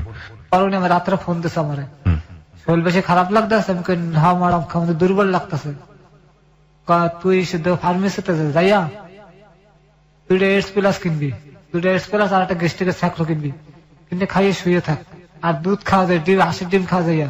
বাসায় রান্না করা কেউ আছে? আমি কাছে না, গরুর মাংস কিনে লইয়ে যা বাসায়, হোটেলে পাক করা গরুর মাংস কিনে নিয়ে মন মতন খা, আর তোলে আমি রান্না করতে আছে, তুই কালকে আমার বাসায় খাবি।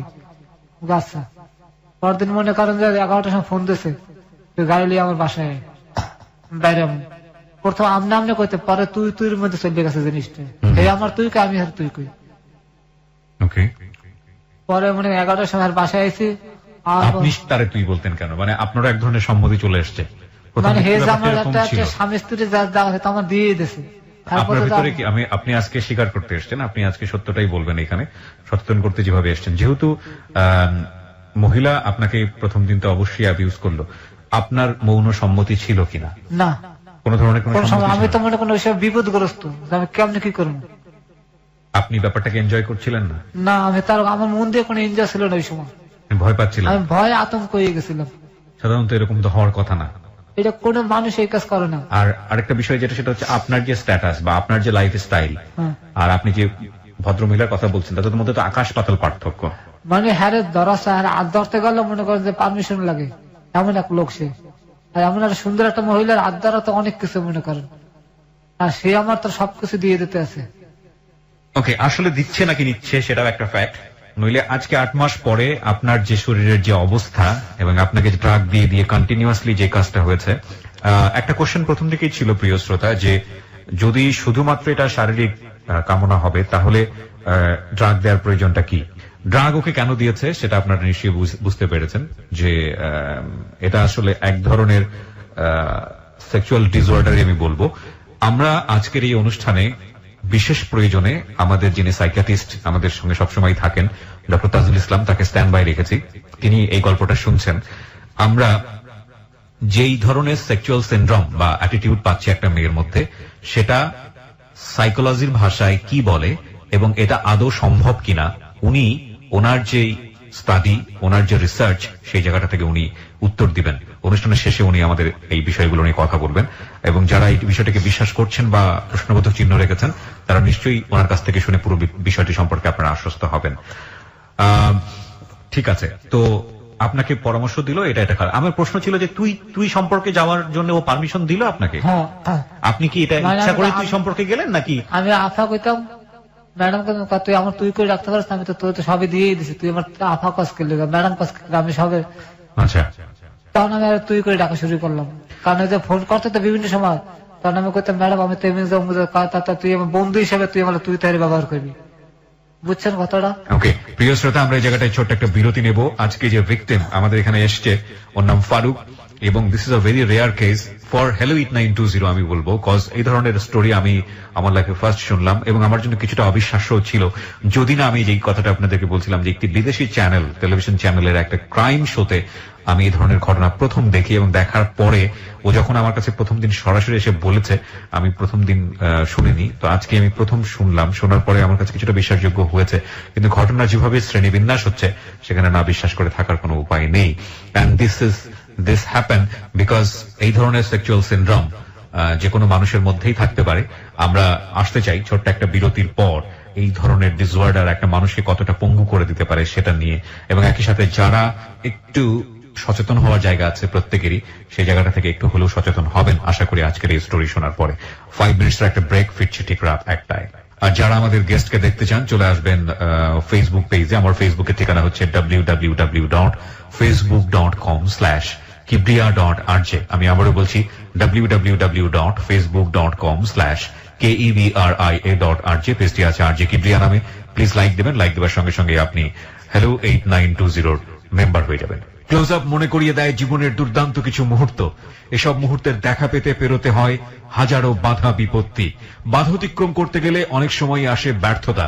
চেষ্টা, সাহস, আত্মবিশ্বাস এবং ইচ্ছা শক্তির মাধ্যমেই আমরা জয় করতে পারি সব বাধা, অর্জন করতে পারি জীবনের কিছু দুর্দান্ত মুহূর্ত।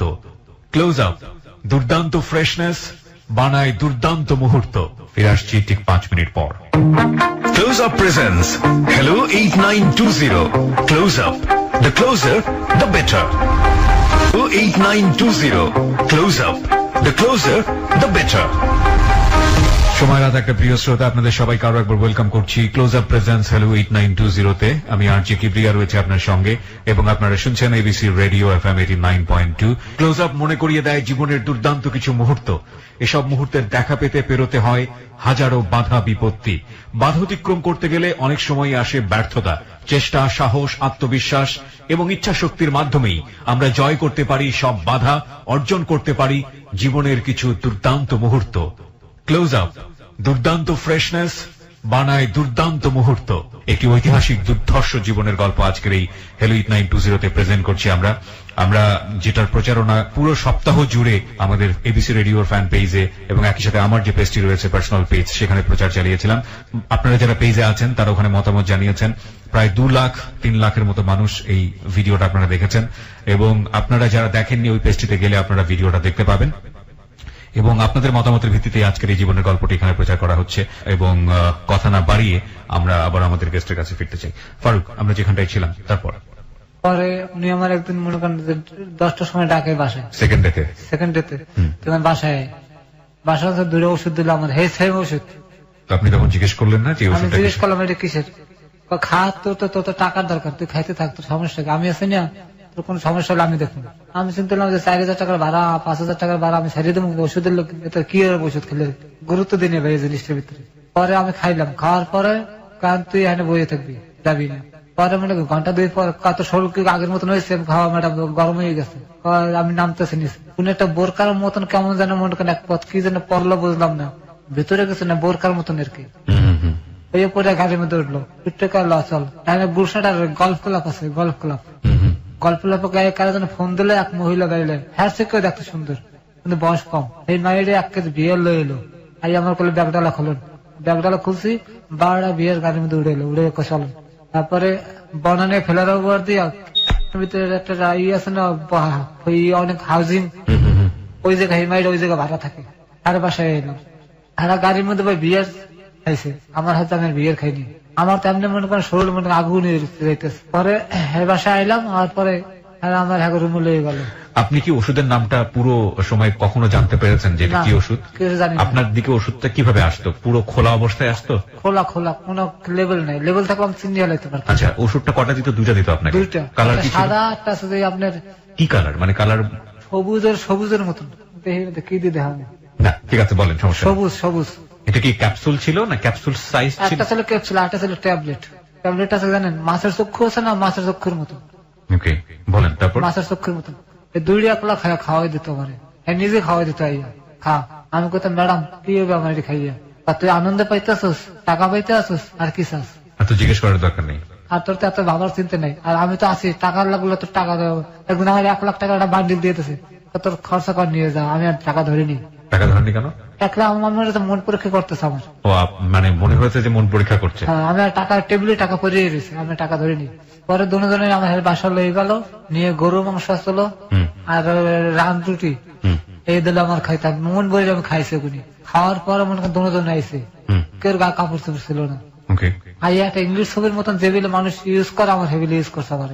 আমি তো চুপচাপ মনে করে পড়েছি, ওনার মতন ওটা যেবিলে চাই করছে, হেবিলে দুজনে মিললে কই করছে। আর কোলে আসতে শান্তি জীবনের কাছে পাবি, আমি তো কথা কইনি। আর ভাড়া পাইতেছে অসুবিধা। ওই ম্যাডাম আবার যাওয়ার সময় দিলাম 2000 টাকা আমার, তোর ইসে আমার খুশি। পরে মনে করেন যে হ্যাঁ বিদে করে দিয়ে আমি গোসল দিয়ে আমার সারিয়ে দিল 2টার সময়, খাওয়া দাওয়া সারিয়ে দিল, যাওয়ালাম। ফোন দিলে আই করবে কিন্তু, আর এই ম্যাডাম ফোন দিলে আবি না। আমি ফোন দিলে আবি না, এই ম্যাডাম তো কোনো সব ফোন তো আবি না। এই ম্যাডাম কিন্তু ভালো না, মানুষ কর। আমাকে সামনে ফোন দিলাম, 2 ম্যাডামের মধ্যে একদিন বাজাবাজি হইলো। আমার ওষুধ খাওয়া দিচ্ছে এই ম্যাডামে, আর ওই ম্যাডাম আমার অ্যাড্রেস লই আমার ওই সিস্টা নেই পারছে। ওনার নাম আর এই কইতেছে ফারুক নামে একটা ড্রাইভার আছে, আমার মালিকের লোক সরাসরি দেখা যাচ্ছে তো আমার ড্রাইভার, নাম্বারটা দেন। ওই ম্যাডামের চালাক করে আমার নাম্বার হেদার দেয় না, আর আমি আমার লোক ডাইরেক্ট কথা ওনার লাগে, ওনার লোক কথা হয় না। পরে আমার নাম্বার হয়ে গেলো, সে লই আমার কলে তুমি একটু মার্কেটে আইতে পারবা? আমি বললাম আমি তো আপনার চিনি না, আমি সোনালি ম্যাডাম, ওই যে তোমাকে ডাবল করলে হচ্ছে আমি চিনি না। জি ম্যাডাম চিনছি, কিন্তু আপনার নাম্বার বলেন, তোমার আমি স্ট্যান্ডে আসছিলাম, তোমার মালিককে দিয়েছি। পরে আমি স্কয়ার মার্কেট একটা রিক্সা লয়ে আই পড়ছি, আর ম্যাডাম রে ম্যাডামকে আমি একটা পুরোনো একটা গাড়ি কিনে আমি তোমার দিয়ে দিই, কিন্তু তুমি আমার লগে থাকবা। রাজি কহিলাম গাড়ি আনতে দেখুন, আমি বলছি না ম্যাডাম এত তাড়াতাড়ি আমি ওনার লোক কথা না, ওনারা বাদ দাও, দুজনের ভিতরে টানাটানি লেগে গেল। আপনি ওই মহিলার কাছ থেকে সরে এসে পুলিশে কেন যেতে পারছেন না? ভাই বাংলাদেশের পুলিশের খবর আপনি জানেন না, আর হাল্লাগা যে সমস্ত লোকের পরিচয়, আমার যে কোনো মামলা আমরা দিয়ে দিতে পারবে, কোন চক্ষু বুঝা হাল্লা যে সমস্ত লোকের পরিচয় আছে। This is absolutely true for perception, মানে ওর জায়গা থেকে এটা পারসিভ করাটা খুবই ইজি, কারণ ও যার সাথে ডিল করছে ভয়াবহ রকমের, ওর লেভেল থেকে ভয়াবহ রকমের শক্তিশালী মানুষ, এবং ও কিছুই করতে পারবে না ইনফ্যাক্ট যদি ওকে আইনের মার প্যাচে ফেলে দেয়। আর এই যে ভিডিওটা করে ওনাকে ভয় দেখিয়েছে প্রথম দিকে, যদি বেশি বাড়াবাড়ি করিস তাহলে ভিডিওটা সারা জীবনের জন্য। চিন্তা করে দেখুন প্রযুক্তি আমাদেরকে কতটা বিপদে ফেলতে পারে। এই যে ট্যাবলেট, এটাও একটা প্রযুক্তি, এই যে ভিডিও, এটাও একটা প্রযুক্তি। জি আপনি বলুন। তারপরে ওনারা দুজন গন্ডগোল লেগে গেছে, দুজনের মধ্যে গন্ডগোল, না আমার কেউ ডাকে না, উনিও ডাকে না উনিও ডাকে না, কিন্তু আমার শরীরে আমার অবস্থা হয়ে গেছে, আমার কোনো নাম আসলে আমার শরীর ঠিক থাকতে আসে না। আচ্ছা, ওষুধ খাওয়ার পর আমি এমনি মনে করেন নারীদের উপরে নিজেই পড়ছি, যেমনটা তেন আমার ওষুধ দেয় না, কিন্তু ওই টাচ আমার শুধু সারাক্ষণ আমার শরীরের ভিতরে মনে করেন যে আমি গুলিস্তানের হোটেল আছে, কারণ আমি এই জায়গায় যাওয়া শুরু করে দিলাম, কদিন পারতেছি না, প্রতিদিন 4 থেকে 5 জনের লোক আমার মেলামেশা করতে হইতেছে, আমার অনেক টাকা নষ্ট হইতেছে।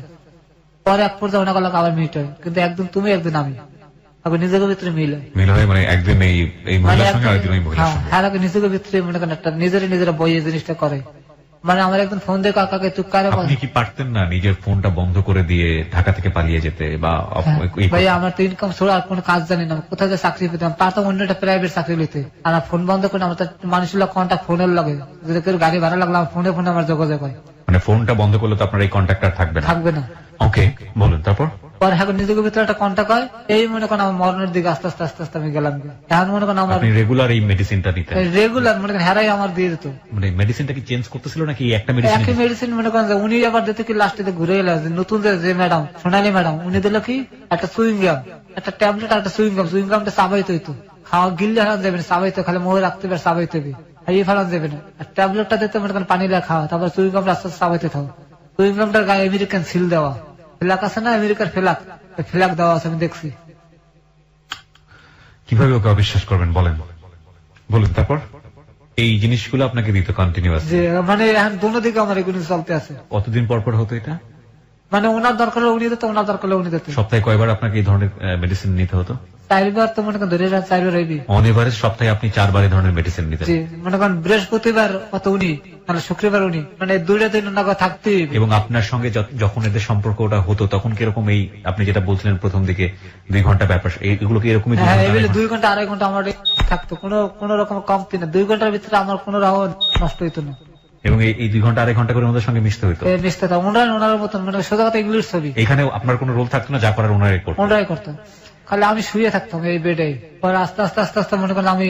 আপনি কি বুঝতে পারছিলেন যে আপনার শরীরের মধ্যে একটা পরিবর্তন আসছে, বা হঠাৎ করে আসে নাকি ধীরে ধীরে আসে? না, হঠাৎ করে পারে আদিত দিয়ে আমার শক্তি কমে যায়, বইয়ে পড়তো হঠাৎ করে, দাঁড়ায় বেশিক্ষণ আসলে পাওয়া যাচ্ছে। কয় মাস পরে বুঝলেন এই সম্পর্কে? 3 মাসের পর মাথায়। 3 মাসের মাথায় আপনি বুঝলেন, তখন কি আপনি কি করলেন বোঝার পর? আমি মনে করেন যে 5টা ফার্মেসির পরামর্শ নিলাম, আমারে ক্যালসিয়াম ওষুধ দেয়। ফার্মেসির সাথে ডাক্তারের সাথে কথা বললেন না? না। কেন বললেন না? ওই ফার্মেসিওয়ালার কাছে আমি খুব বিশ্বাস করি, কোনো অসুবিধা হলে আমি হেডদারে যাই। ফার্মেসি, এটা কিন্তু আমরা অনেকেই করি, আমরা ডাক্তারের কাছে না গিয়ে ফার্মাসিস্ট যারা আছে ওদেরকে বলি, ওরা একটা মেডিসিন আমাদেরকে দিয়ে দেয় এবং সেটা আমরা বিশ্বাসে ঘিরে ফেলি। মেডিসিনের রিয়াকশন যে কতটা ভয়াবহ রে ভাই, আপনারা প্লিজ ডাক্তারের পরামর্শ ছাড়া কারো কাছ থেকে, ইভেন অনেকেই এটা করেন যে একটা সময় একটা ওষুধ দিয়ে দিয়েছে, ওটা দিয়ে ভালো হয়েছে 2 বছর আগে, সুতরাং 2 বছর পর একই প্রবলেম দেখেছে, ওই ওষুধ খেয়েছে এবং এটা রিয়াকশন ভয়াবহ হয়েছে। অনেকেই এই ভুলটাও করেন, প্লিজ এটা করবেন না। ডাক্তারের পরামর্শ ছাড়া কিছুই নেবেন না, এবং ডাক্তারের পরামর্শ নেওয়া ইদানিং অনেক ইজি হয়ে গেছে, সুতরাং প্লিজ এই কাজটা করবেন না। ফার্মাসিস্টের পরামর্শ তো অবশ্যই নয়, কারণ তারা মেডিসিন বিশেষজ্ঞ না, সুতরাং তাদের কাছ থেকে পরামর্শ নেওয়ার কোনো মানেই হয় না। বলুন, আপনি এটা করতেন? ক্যালসিয়াম ট্যাবলেট দিল, ক্যালসিয়াম ট্যাবলেট খাওয়া। ক্যালসিয়াম ওই B54 আর সিবিট এগুলো সবসময় কন্টিনিউ দিল আমার, B54 আর সিবিট নাম, ওষুধের নামটা মনে আছে। তখন কি বুঝতে পারছিলেন যে আপনি যে এই যে ওভারডোজ সেক্সুয়াল মেডিসিন নিচ্ছেন সেটার কারণে আপনার এরকম হচ্ছে, তখন কি বুঝতে পারছেন এটা? ওই ফার্মেসিয়ার আমার কইছে যে আপনি এত যাইন না মানুষের দ্বারে, আমি ওনারা কইলাম জিনিসটা ওই সময় একটু হালকা একটা টাচ দিলাম যে ভাই আমি। দুই মহিলা ছাড়াও কি আপনি ওই যে হোটেল টোটেলগুলোতে যেতেন? হ্যাঁ, মাঝে মাঝে আমার প্রায় সময় মনে করেন ধান দেখতে আমার ঠিক আছে, তখন আমি দৌড়তে হেঁটে কাছাকাছি, তো গুলিস্তান আমার স্টেশন কাছাকাছি। মানে দুই মহিলা ছাড়াও আপনি অন্যান্য মহিলার সাথে মিশতেন ওই সময়টাতে? আচ্ছা, তো আপনি এটা বুঝতে পারলেন, বুঝতে পারার পরে আপনি কি করলেন? শুধু এই আয়রন ট্যাবলেটটাই খেয়ে গেলেন? আপনি ওনাদেরকে বলতে পারতেন না যে আমার সমস্যা হচ্ছে শরীরে? আমি ম্যাডামের কথা কেন কম, কিন্তু ওনার কথা বললাম। মানে সেকেন্ড ম্যাডামকে বললেন? হ্যাঁ, ম্যাডাম আমার ঠ্যাং ঠুং তো ভাঙ্গে শুয়ে, আমি তো আসতে পারি না এখন, ঠিক মতন শক্তি পাই না। তারা তোর একটা মেডিসিন আমি আনাই দিতে আসি, এটা খালি ঠিক হয়ে যাবে, কিন্তু অর্ধেক তুই যাইতে পারবি না, একদিকে থাক পড়ি না, তুই কিন্তু পঙ্গু হয়ে যাবে। উনি আমার এই শব্দটা কইছিল যে তুই কিন্তু পঙ্গু হয়ে যাবে দুদিকে ধরলে, আমি তোর মেডিসিনটা আনাই দিতে আসি তোর। ওই মহিলা আপনাকে টাকা দিত? হ্যাঁ, দুজন আমার টাকার খেলা খেলে বাইরে, বিশেষ করে না টাকা আইতেই আছে দুনো দিক দিয়ে, না চাইতেই টাকা। আর আমি তো মনে করেন টাকা পেয়ে তো মনে করেন সব বিল্লে গেছি, মানে সংসারে যেটা পাইতাম সেটা তো মনে করতে পাইতে আছে, টাকা পেতে কিছু মাথায় নাই, কোনো মাথায় নেই। আর গাড়ি ভাড়া হইতেছে, আমার চাকরি খারাপ, আমার চাকরিতে কোনো সমস্যা নাই, সবকিছুই পাচ্ছে না, সব আমার সব ঠিক আছে। আমার মালিকের কাছে আমি ভালো রইলাম, আমার চাকরি আমার ঠিক রইলো, আমার সংসারে যে জিনিসটা আমি চাইতাম সেই জিনিসটা ওটা আমার দিতে আছে, আমার পিছনে টাকা নেই কিছু। চিন্তা করেন নাই যে ওষুধের কি হতে পারে, রিয়াকশন কি? না ভাই, এটা মাথায় ঢোকে নেই আমার। ওষুধের রিয়াকশনটা কি? ওর 40 বছরে ওর যে ভিডিওটা আমরা দিয়েছি, প্রথম যে ভিডিওটা এবং এখন আজকে যে অনুষ্ঠান চলাকালীন যে ভিডিওটা আমরা দিয়েছি, একটু দেখে আসুন। ওকে দেখে মনে হবে না যে ওর বয়স কত বলছিলেন আপনি? 40। ওর দেখে মনে হবে না ওর বয়স 40, এবং ও যেভাবে হাঁটে, ওর বাম হাতে কোনো কিছু ধরার শক্তি নাই। আর স্ট্রোকের গল্প একটু পরে হয়তো বলবি। মানে ওকে শেষ করে দিয়েছেন। ফ্যাক্ট, কোন জিনিসের একটা সময়ের সাথে যাওয়ার একটা ব্যাপার থাকে, বলেন না যে ওই যে দ্রুত চার্জ হওয়ার একটা ব্যাপার। লাইক আপনার মোবাইলের ব্যাটারিটা যদি আপনি, যেটা আপনার 20 মিনিটে হওয়ার কথা চার্জ, সেটা যদি আপনি 2 মিনিটে করেন, সেটা কিন্তু খুব বেশিক্ষণ আপনাকে সার্ভিস দিবে না। শরীরটাও এরকমই, সেটাকে বুস্ট আপ করলে সেটার পাওয়ারটা কিন্তু, যেটা আসলে ওই সময়ের সাথে জড়িত, সেটাকে সুইচ করে করা হয়, এবং পরবর্তীতে এটা কিন্তু আপনার সাধারণ জীবনযাপন করতে দিবে না, এবং সেটাই হয়েছে ওর ক্ষেত্রে। ওকে, তারপরে কি হলো? আপনি কন্টিনিউয়াসলি যাওয়া শুরু করলেন। সপ্তাহে আপনাকে অন এভারেজ 4 বার, মানে এই জন্য মেডিসিন আপনাকে নিতে হতো। 3 মাস পরে আপনার হাঁটুতে বল পাওয়া কমে গেল। তারপর দাঁড়া থাকলে পড়ে যেতাম। আচ্ছা, তারপর গুরুতর আমি করলাম কেউ যে অ্যালোভেরা আছে, অ্যালোভেরা খাওয়া শুরু করলাম। একজনের পরামর্শ, তোমার ক্যালসিয়াম শর্ট।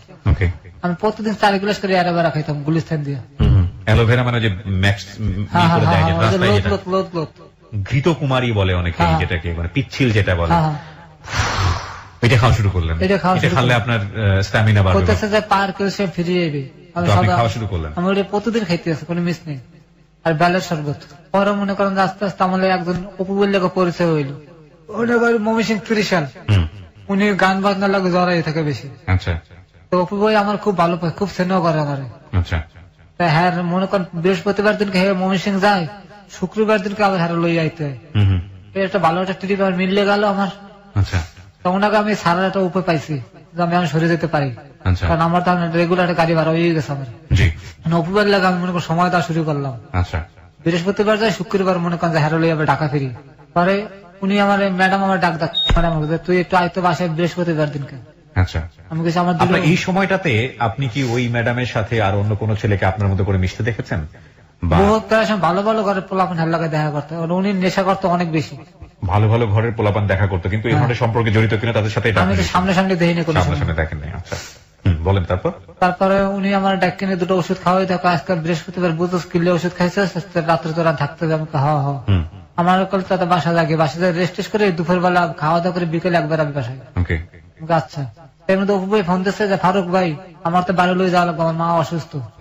আমি তো ঠিক আছে ভাই, আপনি চিন্তা করেন, আপনি বাসায় থাকেন, আমি গাড়ি লিয়ে আইতে আছি। ওষুধ খাওয়া অবস্থায় আমি হ্যারো লিয়ে মনে করেন যে বাসায় গেলাম, হ্যারো লইলাম, গাড়ি চালা হ্যাঁ বাজিয়ে গেলাম। তো যখন আমার গেছে তখন আমার লোক মাংস পাকাইছে আর রুটি বানাইছে, রুটি পিঠে কন হেরে বানাইছে। আমার ওই ওষুধটা আগে খাওয়াই দিচ্ছে, আমার শরীরতে আপনি আগুন হয়ে রয়েছে। তখন আমার রুড়ি পিড়ি আর গরুর মাংস জানতেছে না, আমি খাইয়ে মনে করেন যে টাইটটা বেশি ধরে আইতে পারি না, এর মধ্যে মনে করেন পড়ে গেছে রাস্তায়। ওটা খাওয়ার পরে পড়ে গেছেন। এর আগে আপনার মেডিসিনটা খাওয়া ছিল? মেডিসিনটা খাওয়া ছিল। মেডিসিনটা আপনার কাছে থাকতো? না না, উনি আমার খাওয়া দিয়েছে, রাত খাওয়ানোর কথা কই, কিন্তু আমি তো ওনারা আমি এই পড়ছি। আচ্ছা আচ্ছা, মেডিসিন খাওয়ার পরে আপনি চলে আসছেন? আমি খাইয়ে মনে করেন চলে এই পড়ছি, অপুবের মমিসিং এই পড়ছি। ওকে, তারপরে আপনি ওইটা খাওয়ার পরে পড়ে গেছেন? না, এই গরুর মাংস খাইছে, রুটি পিড়ে খাইছে, খাইয়ে মনে করেন আপনি জানতে আমরা লইয়েছেন না অত দূরত্ব, খালি একটা মোর ঘুরে আমি গাড়ি ধরে আইসে মতো দেখে আমার দুই পায়ের আড়ি দিয়ে রক্ত মানে খিসে বের লয়ে যেতে স্যার, আমি খিচে ধরেছে, খিসে ধরছে। তখন আমি ভয় পেয়ে আমি মানে গাড়ির দরজাটা খুলে এসে সাজিয়া আমি একটু শুয়েছি, শোয়ার পর দিয়ে আমার হাতার পা কোনোটা লড়ে না, হাত পা কোনো কিছু নড়ছে না। পরে মনে করেন আটটা মনে করেন যে কোন দরজার গেটটা খুললাম, এক সাইডে কাইতে পড়ে গেছে, কেউ আপনাকে দেখতে পারে। হ্যাঁ দেখতে পারে। এই চিন্তা। আপনার সাথে ঘটনাটা কবে ঘটলো? কবেকার ঘটনা এটা? আজ থেকে কতদিন আগের ঘটনা? 8 মাস। আজ থেকে 8 মাস আগের ঘটনা? 8 মাস 10 দিন হতে পারে এরকম। হ্যাঁ আচ্ছা বলেন, তারপর? পড়ে গেলেন আপনি? আমি গেটটা খুললে এক সাইডে কাইতে পড়ে গেছে, তার আশেপাশের লোকজন দেখে আমি পড়ে, আমি ঠ্যাং ঠেবিল করতেছে, লড়তে পারি না। পরে অপু ভাই আপনি ড্রাইভার জানে কেমন করতেছে, তাড়াতাড়ি অপু ভাই আইসি, ফারুক ভাই কি হয়েছে আপনার? মাথা পানি ফুনি দিয়ে একটা প্রেশারের ওষুধ খাওয়াই দিলে আমার লই গেল ময়মনসিংহ মেডিকেলে। আচ্ছা, ব্যানকাইতে করিয়া নেওয়ার পর আমার কিচ্ছু লাগে না ভাই, বিশ্বাস করেন। আমি মেডিকেল নেওয়ার পরে আমার দুটো থেরাপি দিল ওই ডাক্তার ম্যাডামই, জাগাইছি, আমার ঠ্যাং শক্তি পড়ছে।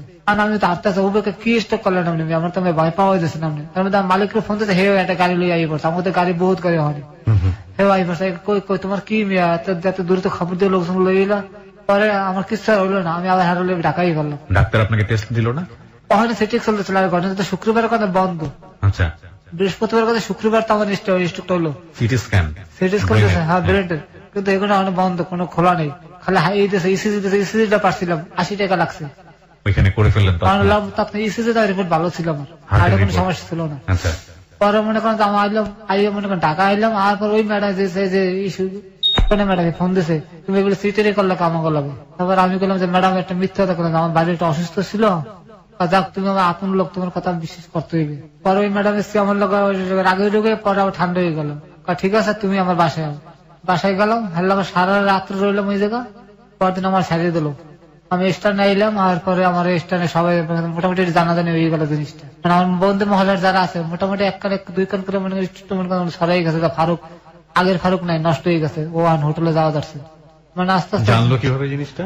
মানে আমার মতন তো বহুত লোক হোটেলে যায়, তাকে আমার দেখে ফেলাইছে। আচ্ছা, আমি পলাই গেছি, ঠিক আছে, কিন্তু আমার মতো অনেকে তো হয়ে যায়। আচ্ছা, ফারুক আর ভালো নাই, ও নষ্ট হয়ে গেছে, ও খারাপ হয়ে গেছে। পরে আমার জানাজানি হয়ে গেলে, তারপরে মালিক সমিতি আমার ডাকছে, মালিক সমিতি, হ্যাঁ, যে তোমার ব্যাপারে অনেক ভালো কোম্পানি নিজেকে আমাকে আছে, ভালো আছে, কিন্তু তুমি বর্তমানে তুমি কি করতে আছো, তুমি বাড়ি চলে যাও, চাকরি করিও না, কদিন রেস্ট করে তারপর আও। পরে আমি বললাম যে আমার মাফ করে দেন, এবারের মতন আমি আর কোনো সময় এই কাজ করবো না, কাজটা মাফ করে দিলাম। আমার তো একটা ইউনিয়ন আছে, পরে আমার কাছে ইউনিয়ন আছে, আমার হাতে উড়িয়ে দিয়েছে যে আপনি ফারুকের কি বিচার করবেন করেন, ফারুক আজকাল ওদিকে যাওয়া শুরু করছে, তখন বদনাম করতে আছে। পরে আমার বলে সত্যি ঘটনা তুই ওদের কি লেগে যাস। তবে আমি সভাপতির বললাম যে ভাই এই ঘটনা আমার লাগতে ঘটতে আসলো, কারণ আমি তো ভাই বিপদে পড়ে, আমি নিজের দিয়ে কিছু করতে আসলাম, মন দিয়ে আমি ইচ্ছে করে করতে আসলাম, ঐতি আছে। মানে এই ভদ্র মহিলা দুইজনের ঘটনা বললেন? একজনের কথা কইছি। একজনের কথা বললেন, যে মহিলা আপনাকে বাধ্য করছে? প্রথম যার কথা কইলাম। আচ্ছা, পরে করলাম কি ঠিক আছে আমি ব্যবস্থা নেব, তুই বদলি তোর জন্য ম্যাডামের জন্য ডাকবেন না, তুই আমার ডিউটিটা আমার দিবি, আমার সভাপতি কইলো। আমি বললাম হ্যাঁ তুমি আমার ডিউটি এতগুলো টাকা তুমি মারিয়ে খাইতেছো আমার এখন, মানে ডিউটি সে চাইলো আপনার কাছ থেকে? ঠিক আছে তোর যাতে বিল করতে আমার ডিউটিটা দে, তুই দেখ কত পারে আমি দেখুন, তোর যাওয়া লাগবে না, তুই রেস্টে থাক। আমার চেয়ার ছুড়ে ভাইয়া হিরোইন মতন হয়ে গেল কিছুদিনের ভিতরে। এখন তো মোটামুটি দেখান আমি এগুলো আসলাম না, আরো খারাপ হয়ে গেছিল, আমার আড্ডিতে বাইরে গেছিল। এই সবার নজরে পড়ছে যে কি পুরো কি হয়ে গেল, হিরোইন মানে সবার মোহে মোহে আমি নেশা করতেছি সমানে। বিরতি নিতে চাই প্রিয় শ্রোতা আরো একবার। এই গল্পটা শোনার প্রেক্ষাপটে সবার প্রতি শ্রদ্ধা রেখে বলতে চাই, কারো কারো মনে, আপনাদের মনে হয়তো বা রোমান্সের জায়গাটা থেকে, এরকম ফান কিংবা ফাজলামো জায়গা থেকে হয়তো বা এই কথা আপনারা হয়তো বলতেছেনও, যে কথাটা ওই যে সভাপতি একটু আগে বলেছে এই ধরনের কথা। But the thing is not like is sex, এটা না। অফকোর্স ইটস আ ক্রাইম, এটা একটা অবশ্যই অপরাধ, অনেক বড় অপরাধ, এবং একটা মানুষের স্বাভাবিক জীবন নষ্ট করে তাকে নিংড়ে তার জীবনের সঞ্জীবনী শক্তি বের করে নিয়ে নেওয়া অবৈধভাবে, এবং একজন মানুষের গচ্ছিত সম্পদ নিয়ে গেলে যেহেতু অপরাধ হয়, আর একজন মানুষের পুরো জীবনটাকেই যদি এভাবে নিয়ে নেওয়া হয় নিংড়ে সেটা কত বড় ধরনের অপরাধ হতে পারে, সেই জায়গাটাকে আপনারা ফোকাস করুন এবং সেখান থেকে এই আজকের এই জীবনের গল্প প্রচার করে আপনাকে সচেতন করার চেষ্টা আমরা করছি। আমরা আবারও 4 মিনিটের ছোট্ট একটা বিরতি নেব, 4 মিনিট পরে আবারও ফিরে আসবো এই ভদ্রলোকের কাছে। উনি হচ্ছেন ফারুক। আজকে তার জীবনের গল্প আপনারা শুনতে পাচ্ছেন। ওকে দেখার জন্য আপনারা ফেসবুকে আসতে পারেন। আমার ফেসবুকের ঠিকানা www.facebook.com/kibriya.rj। আমি আবারও বলছি www.facebook.com/KEBRIA.RJ। পেজটি আছে আরজে কিবরিয়া নামে। এন্ড প্লিজ আপনারা পেজটিতে লাইক দিয়ে দেবেন। লাইক দেওয়ার সঙ্গে সঙ্গে আপনি আমার হ্যালো 8920 মেম্বার হয়ে যাবেন এবং এই পেজটি থেকে আপনি আমার যে অনুষ্ঠানগুলো আছে সেই অনুষ্ঠানগুলো সম্পর্কে যাবতীয় আপডেট পাবেন। এবং আপনারা জানেন যে আমি খুব সম্প্রতি নতুন আরেকটি অনুষ্ঠান শুরু করেছি, যেটি প্রচার করা হচ্ছে শনিবার বিকেল 3টায়। এই অনুষ্ঠানটি আমার অন্তরের একটা অনুষ্ঠানটার নাম হচ্ছে জননী। আপনাদের সবারই একবার করে মায়ের প্রতি ভালোবাসা থেকে এই অনুষ্ঠানটি শোনা উচিত। শনিবার বিকেল 3টায় শুরু হয়, 3টা 10 থেকে 4টা পর্যন্ত, 1 ঘন্টার খুবই অল্প সময়ের জন্য, এবং নিশ্চয়ই আপনারা অনুষ্ঠানটা মিস করবেন না। জননী প্রতি শনিবার বিকেল 3টায়। ক্লোজ আপ মনে করিয়ে দেয় জীবনের দুর্দান্ত কিছু মুহূর্ত।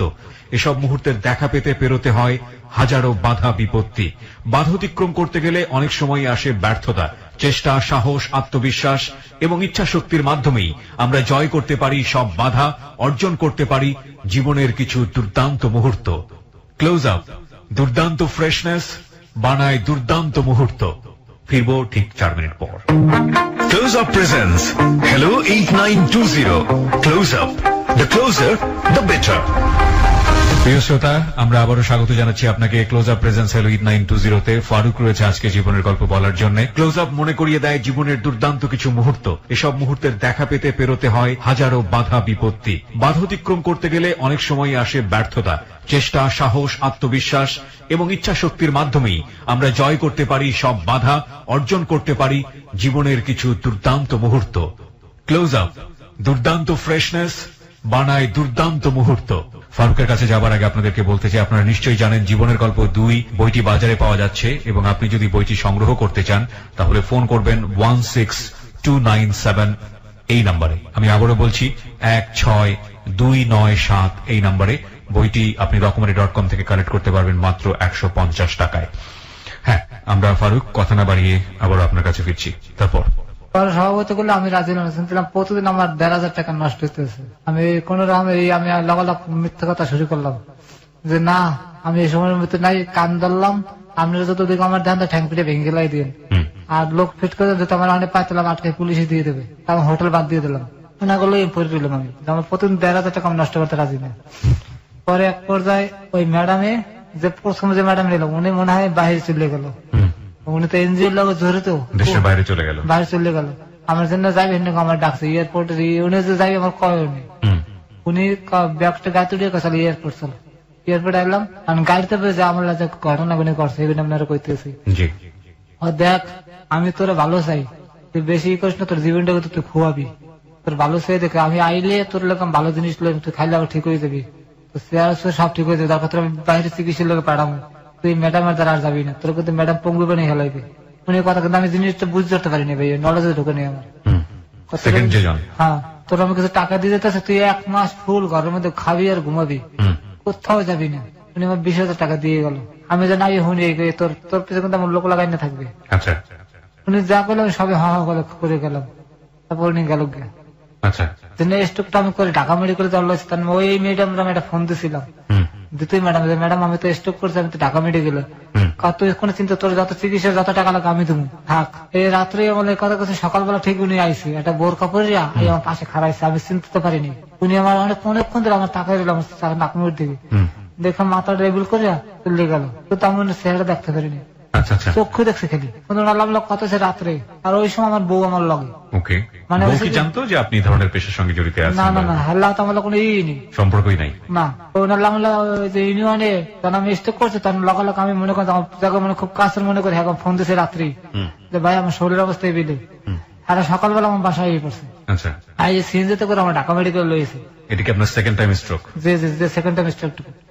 তখন ওই যে আমাকে ইউনিয়নে কাগজপাতি দেওয়া থাকে, আর সবার আপন জনের নাম্বার টাম্বার মোবাইল নাম্বার ওটার মধ্যে দেওয়া থাকে। ওকে। আমার ওই সময় আমার বোন নাম্বার দেওয়া আসল আমার। ওকে। হিসেবে আমার ডিভোর্স হয়নি। ওকে। ওই কাগজপত্রের মধ্যে ওই নাম্বার খুঁজে দেবে, আমি ছোট ভাইয়ের নাম্বার এই সব পাইছি। ওই সবার ফোন দিছে, বাড়িতে যখন ফোন দিছে তখন আমার মা মনে করছে আমার কাছে অনেক টাকা আছে, আর এটা আমি জিরো, কিছু নেই আমার লাগে। ওকে। পরে আমার বোন লাগে আমার মাল লাগে বাজা বাজে মেডিকেলে বই। ওকে। বই করে এখানে চিকিৎসা করা আমার স্বামী তালাক দিতে কি হয়েছে আমি হারে ছাড়বো না। আর মা গা তোর আর বিশেষ করে তুই এত এত কাহিনী করছিস আমার পোলার লাগে, আমি আমার পোলা নিয়ে ঢাকা নিয়ে বরিশাল নিয়ে চিকিৎসা করাবো। লাগলো দুজনের ভিতরে, ডাক্তারে আমার নাম করতে দিল যে আপনাকে যখন লোক আশেপাশে রোগীর অসুবিধা হয়েছে আছে, আপনি রোগী লয়ে যান। পরে আমার বরিশাল লয়ে গেল, নিয়ে আমার মনে করেন যে এই বরিশালে যাওয়ার পর মনে করেন শুরু হলো অত্যাচার। ওকে। আবার সে অত্যাচার মায় বাপে কইতেছে যারা মসজিদের সামনে হালাইতো, হালার ফলে অনেক অন্যায় করছে জীবনে। মানুষের নামাজ পড়ে যাইবে আর দোয়া করবে, এই পাপের ফসল। প্যারালাইসিস মানুষের ভালো মানুষের অনেক, এগুলো প্যারালাইসিস জায়গায় হারা গেছে পাপিষ্ট। মসজিদের সামনে হয়তো মানুষের যাইবে আর দোয়া করবে, এতে ভালো হয়ে যাবে। এটা আপনার এলাকার লোকজন বললো? আমার বাপে বললো। আপনার বাপে বললো এটা? হ্যাঁ। পরে মায় রাজি হইলো, পরে একটা তেরফল মসজিদের ঠিক দরজাটার সামনে হলো, রোদের মধ্যে শুয়ে তার আমির মধ্যে হইয়ে থাকতাম। বাগামারের তেল আসলো, তেল তেল সাপের তেল, এটা আমার পাউডা আপনি দেখাতে পারলো একটু বুঝতেন ভাইয়া। এই দেখান পড়ছে কেমন ঠান্ডা রে। একটু একটা মিনিট। হ্যাঁ দেখতে পাচ্ছি। দেখছেন পুড়িয়ে ফেলে ওই তেল মেখে রোদের মধ্যে হালা চামড়া ফুললে উঠতো আমার। ওই তেল দেওয়ার পরে চামড়া ফুললে ঠোঁস ধরে উঠতো, পানির লোকে সিলেতাম, কেউ একটু দাঁড়াইতো না। পরে ভাইয়া আমার খুব খারাপ লাগতেছিল যে আমার হার্টের মধ্যে আস্তে আস্তে ব্যথা শুরু হয়ে গেল। এই দেখে জিনিসপত্র দেখে কোথাও আমার মেডিকেলে ভর্তি করবে। আমার বউরের আমি খারাপ করে ভালো করে করছে জানেন, আমার ইউনিয়ন থেকে টাকা উড়েছে। হ্যাঁ, ও আই আমার চিকিৎসার দায়ভার লইলো যে আমার স্বামীর আমার হালাত দিবে হোক, একটা মানুষরা বাঁচানোর চেষ্টা করে যাই। আর ওই 4,000 টাকা যাওয়ার দ্বারা আমি জানি না, ওকে তোমার সমিতি দিয়ে 4,000 টাকা দিছে। আমি ওই আগের কথা ভুলে গেলাম, যা ও আমার পাশে দাঁড়াইছে তো। পরে 4,000 টাকা সিটি স্ক্যান করলো, রক্ত পরীক্ষা করলো, আমার সবাই ধরে নিয়েছে যে আমার অন্য কোন রোগ হয়েছে। হ্যাঁ, পরে রক্ত পরীক্ষার মধ্যে কিচ্ছু পাইলো না, ফ্রেশ। আচ্ছা, আমি ভয় পেয়ে গেছিলাম রক্ত পরীক্ষার কথা হইনি, পাওয়ার যদি যায় কিছু একটা। হ্যাঁ, পরে আমার ওষুধ পানি কিনে টেন দিয়ে আমার বউ আমার গেল গিয়া, আবার চলে গেল। হ্যাঁ চলে গেল, হার মতন চলে গেল। সবাই আমার মনে মধ্যে সন্দেহ লাগলে কি আমার মনে ক্যালসিয়াম শর্ট হয়ে গেছে। মায়ের বলে মা আমার একটা পুঁই শাক আর ঢ্যাঁড়স খাওয়া খালি। হ্যাঁ, এই দুটো জিনিস আমার কারণে কোনো লজ্জত মজ্জত নাই। আমি তো মনে করি একটা কথা বলে লাগালে কথাটা এমন ভাবে কয় আমার খুব কষ্ট লাগে মনের ভিতরে। আমি বললাম মা আমার ভাত নরম করে আমি চাবাইতে পারি, আমি কথা কইতে পারি, কথা কইতে পারিনি। এত বেশি দুর্বল হয়ে গেলেন আপনি? এত দুর্বল হয়ে গেলাম। আমি ভাত খালে মুখটা পড়ে যেত, মারে বললাম মা নরম করে ভাত রাঁধতে আমি গিল্লে যেতে পারি। কোনো সারা পেলাম না, মানে কি যে শুরু হলো যে আমি মনে করি বাংলা ছবির ভিতরে অভিনয় করতে আছি। পরে পাশের বাসার এক মহিলা এ করে, দেখ ভাই তুই এনে থাকো, তোর জীবন দাঁড়াবে, তুই ঢাকার বান্ধব ঢাকা যা, মরিয়ে গেল আল্লাহর দুনিয়া, অন্য মানুষ পাবি, তোর দাফন করে দেবে যা, আর এনে থাকলে তোর লাশটা পচাইবে, তুই থাকিস না। তখন আমি এলাকার দাদা বসে এক লোক মারা গেছে, একটা লাড়ি এসেছিল, লাড়িটা আমার হাঁটতে দিয়েছে, লাড়িটা লইয়ে গেল, এখন তার আমি হাঁটতে পারি না। পরে আমি চিন্তা করলাম আজকে আমি ঢাকা লঞ্চ উঠবই, তা মালিক সমিতি দিয়ে আমার গোপনে 1,000 টাকা এক বন্ধু পাঠাইছিল, যদি কিনে খাইতে কইন, ওই 1,000 টাকা আমার লগে আসলো। ওই সময়টাতে যে ভদ্র যারা এই কাজটা করছিল ওরা কোথায়, দেশের বাইরে? না, একজন দেশে, আরেকজন তো গেছে কি, আরেকজন দেখেই ভেগেছে। আপনার সঙ্গে কোনো যোগাযোগ রাখেন? মেডিকেল দেখে পলাইলো, মানে আমি খালি চোখ দেখছি, আর বুঝতে বোঝেননি। আমার তো স্ট্রোক করা মাথায় কতটা বুঝতে পারতেছি না, ওটা দেখেই সে পালিয়ে গেছে। মানে আমার দিকে তাকাই খালি মাথাটা রেভিল করলো, কথাবার্তা না বলে, মানে চিনছো এটা যেন না বলে। হ্যাঁ, রেভিল করে আমার পাশে তোমার বই স্টুল বই রয়েছে, ছোট বাচ্চার বুকের মধ্যে, মানে ইশারা দিল যে তুমি আমাকে দেখছো, এটা বুঝায়ও না, মানে মাথা ঝুলে চলে গেল। আর যাওয়ার সময় খালি রেভিল করলো যে থাকো থাকো। তা মনে করলাম যে পরে মনে করছে যে লোক কিছু একটা হেল্প পাঠাবে বা কিছু একটা, কিন্তু এরপর তো নাম করতে লইয়ে গেল, হইলো না।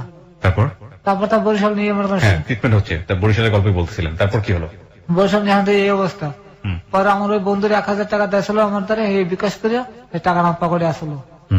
আমার পাশের সামনে কদু গাছের যাহা বুঝেন যে কদু গাছের জাংলা বলে এটাকে, একটা বাঁশ খুললিয়া, তারপর আমি মনে করছি আমার একটা বাঁশ খুলে দেন তো ভাই, একজন একটা বাঁশ খুলে দিচ্ছে, আমি বাঁশ লইয়া ব্যাগ কান্দে ঝুলাইয়া ওই বাঁশের উপর ভর দিয়ে ভর দিয়ে আমি লঞ্চ হয়েছি। লঞ্চে আসছেন? হ্যাঁ, আসে লঞ্চে উঠছি অনেক কষ্ট করে, আপরে লঞ্চে উঠছি। পরে লঞ্চে উঠলাম, লঞ্চে টাকা এলাম, টাকা স্ট্যান্ড আবার আছে, জানি গাড়ি ছিল ওরা দেখে তো অবাক, তুই এই কেমন এলি? থাকার পরে সেরাজিম নামে একটা আছে, বেসরকারি একটা আছে থেরাপি, ওই জায়গায় কিছুদিন আমি দিলাম, দেওয়ার পর মানে আমার পাওয়াটা মোটামুটি সারছে, এই ডান পাটা ডান একটা সারছে। এখানে একটু কথা বলে নি প্রিয় শ্রোতা, ওকে গল্প বলতে বলতে মাঝে মাঝে থেমে যেতে হচ্ছে, এবং যে কারণে আমাকে একটু বেশি বেশি ইন্টারাপ্ট করতে হচ্ছে, কারণ ও অনবরত কাঁদছে। ওর চোখ দিয়ে যে পানিটা পড়ছে সেই পানিটা আপনারা দেখতে পাচ্ছেন না, হয়তো ভিডিও যারা দেখেছেন তারা কিছুটা আজ করতে পারছেন, সেটা আমাকে সামনাসামনি বসে দেখতে হচ্ছে। জীবন সায়ান্নে একটা মানুষ যখন পৌঁছে যায় শারীরিক ভাবে, তখন আসলে কতটা ভয়াবহ অবস্থা হতে পারে সেটা না দেখলে আসলে বুঝবেন না। এবং ওর কাদার ফুপিয়ে ফুপিয়ে কাদার শক্তি ওর শরীরে নাই, সত্যিকার অর্থেই নাই। ও এতটাই বেশি মেডিসিনের ইফেক্টে আক্রান্ত, চোখে না দেখলে আপনারা বুঝতে পারবেন না, ভিডিওটা দেখলে আপনারা বুঝতে পারবেন। যদি ভিডিওটা দেখতেছেন চলে আসুন আমাদের ফেসবুকের ঠিকানা www.facebook.com/kibria.rj। আরো একবার বলছি www.facebook.com/kebria.rj। পেজটি আছে RJ কিবরিয়া নামে, ওখানে লাইক দিয়ে দিলেই আপনারা মেম্বার হয়ে যাবেন এবং এই ভিডিওটি আপনারা দেখতে পাবেন। আসলেন লঞ্চে, তারপরে স্টেশন নেওয়ার পরে সবাই মিলে দিলে উদ্যোগ নিলে আমার চিকিৎসা করবে, কারণ আমার লাগার কেউ আর মেডিকেলে যায় না, সবাই কাজ মেডিকেল যে আমরা আছি। আমি বাসলেই ভর দিতে দিতে এমার্জেন্সিতে গেছি, এমার্জেন্সিতে প্রতিবন্ধী একটা কোঠা আছে খালি, ওরা ফিরে চিকিৎসা দেয় মেডিকেলে, এটা প্রধানমন্ত্রী বলে করিয়ে দিয়েছে। আমার দেখে আর প্রতিবন্ধী মনে করছে, আমি বললাম না প্রতিবন্ধী না, ভালো মানুষ, আমি প্রতিবন্ধীতে যাবো কথাটা কনে ভুল করে ফেলাইছি। ওহো, করলো না ভর্তি, মানে সবাই এটা প্রতিবন্ধী, এটা প্রতিবন্ধীর খাতা দিয়ে দেয়, আমি চাই প্রতিবন্ধী মানে পাগলের লোক আমার থাকতে হইবে। আচ্ছা আচ্ছা, আমি করলাম নাম পাগল, নাম পাগল, প্রতিবন্ধী না, ভালো মানুষ, আমার প্রতিবন্ধীর মধ্যে দেবেন কা, কিন্তু এই কথা না করলে আমার চিকিৎসাটা হইতো, সব চিকিৎসা ফিরে পেতাম আমার। তারপরে আমার একজন থাপুরতে কলা বলত, তোর তো কপাল পুললে, তোর তো সব চিকিৎসা ফিরিয়ে আসলো, এটা মাননীয় প্রধানমন্ত্রীর তহবিল, সব ফিরে পেতে। বুঝতে পারিনি ভাই প্রতিবন্ধীর কথা কইয়া, পরে আমার নিল না, আমার মেডিসিন বাড়ি লিখে দিলে বাড়ি দেখাইছি, আবার স্টেশনে এলাম, স্টেশনে আইয়া আমার ওই যে বউ ওই ইউনিয়নের সেক্রেটারি করে কেমনে কেমনে মনে করেন যে ই করে লইছে, আমার আর থাকতে দেবে না, আমার মারিয়ে বার করে দিল। এই যে ম্যাডাম ঘটনায় আমার মোবাইলে মনে ফোন দিয়েছে, মনে করেন যে মানে কিছুটা ও হনছে, আর মোবাইল তো আমার বউর দ্বারা থাকতো, আমাদের মোবাইল নাই আর। এই আবার করলো যে এতে মানে এগুলো নষ্ট হয়ে গেছে, পরে সবাই মিলে করে চান্দৌড়ে আমরা আর তুমি মোস মারো, আমার মারিয়ে বার করে দিল আমার স্ট্যান্ড দিয়ে। পরে সেগুন গেছে যে ডিসির ব্যবসা করে সৌরভ ভাই, হাত ধরে দিয়ে উঠলাম যে ভাই আমার তো যাওয়ার কোনো জায়গা নেই, কই যাবো, পরে ঠিক আছে তুই এনে থাক। আর আমি মনে করেন সবাই চান্দা মান্দা উঠে দুপুর বেলা সবাই ভাত হেঁদে 1 মিনিট করে ভাত আমার লোকের রেখে দিত। এই আবার ওই যে ওই বিল্ডিং এর যে কেশিয়ার কফলুদ্দিন সাহেব, এই দেখছে, দেখে করলে ছেলের তো আমার চাকরি করতে, যে পাকিস্তানি চাকরি করতে এই সত্য ভাই এগুলো পড়েছে। পরে করলে কি সমস্যা, সবাই জানলে আমি লোকের দক্ষিণে সভাপতি বাজিত ভাই হেও দেখছে, আর মিললে দিলে আমার ওষুধ মোটামুটি ওষুধ কিনে দিতে আছে। আর ওই যে কফলুদ্দিন সাহেব তিনি বলে আমার বাদ দিতেছে ফ্রি, কোনো ভাত খাওয়াইতেছে খালি, আর মাঝে মাঝে ওষুধ পানি কিনে টিনে দিতে আছে। মোটামুটি ভাই আমি অনেক ভালোই আসছিলাম ভাই ভাই, কিন্তু শেষ সময় আমার লোকের যে বন্ধু বারো আমার লোক বিপ্লব মিলে করলো, সার স্ট্রোকের রোগে বেশি দিন বাঁচে না, ও মরে গেলে থালা পুলিশ করা লাগবে, এই লাস্ট লোক আমাকে ঝামেলা করা লাগবে, বাড়ি করে দেন কিছু টাকা পয়সা দিয়া, এতে ভাই আমি অনেক ভালো থাকতে পারতাম, আমি থেরাপিও দিতে পারতাম, আমি দুধ খাই আমার শরীরে ভালো থাকতাম, খাইয়ে খুব ভালোই আসছিলাম। কেমনি কেমন স্যারের বুঝাইছে, তারপর কিছু টাকা পয়সা উঠে আমার বিদায় করে দিল। মানে দরপুর একটা গল্লা হয়ে দিল, 1500 টাকা মাস হোটেল দেখাই দিল, খাইলাম, 2 মাসের মধ্যে 10,000 টাকা শেষ। 10,000 টাকা সবাই মিলে দিল, উড়ে দিয়েছিল, আর বাইজিৎ ভাই দিয়েছিল 2,000 টাকা।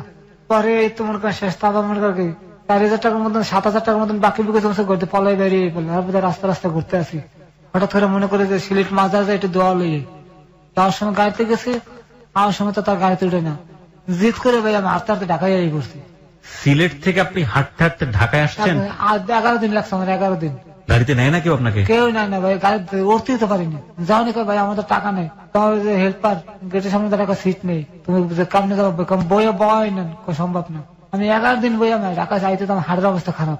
The ugliest truth of society. এবং যারা আজকের এই অনুষ্ঠানটা শুনছেন তারা হয়তো শুধু ওকে দোষী দিবেন, দোষী দেওয়াটাই স্বাভাবিক, কারণ ওই লোভটা না করলে বা ওর কি বা করার ছিল, তো ট্র্যাপে পড়েছে এখানে, লোভ না করে কিভাবেই বের হয়ে আসতে পারতো। তবে এটা ঠিক যে ওর লোভ হয়েছিল মাঝখানে, কারণ ওর টাকা পয়সার কথা বারবার আসছিল, ওর জায়গাটা থেকে লোভটা করাটাও কি স্বাভাবিক না? এটাও একটা বড় প্রশ্ন।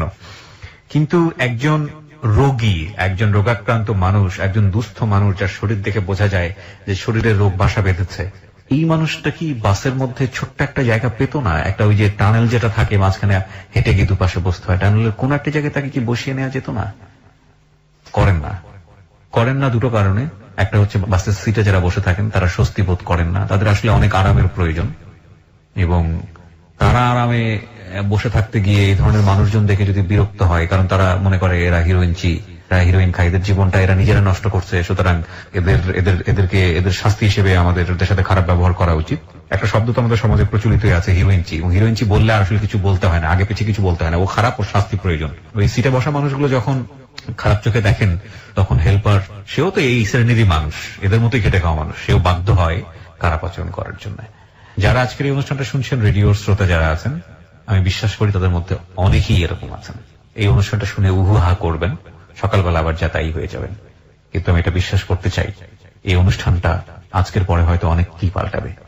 ভাই, খুব ক্ষুদ্র জীবন, মানে অল্প কিছু সময় নিয়ে দুনিয়াতে এসেছি, হ্যাঁ, এবং আজকে আছি, কালকে নাও থাকতে পারি।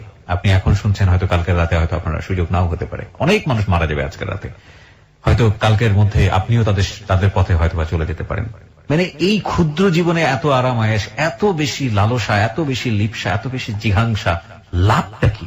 চলেই তো যেতে হবে। তাহলে কিছুদিন অন্তত মিলেমিশে এইরকম দুস্থ মানুষ যারা, এদের পাশে একটু দাঁড়ান না, দেখেন না, মানে মানব জীবনে শান্তিটা আসলে কোন জায়গাটা একটু খুঁজে দেখেন না প্লিজ। মানে সুযোগ দিন। আপনি যে জায়গায় বসে আছেন বা যেভাবে লাইফ লিড করছেন, কালকে সেটা আপনার নাও থাকতে পারে, এটুকু তো বিলিভ করেন।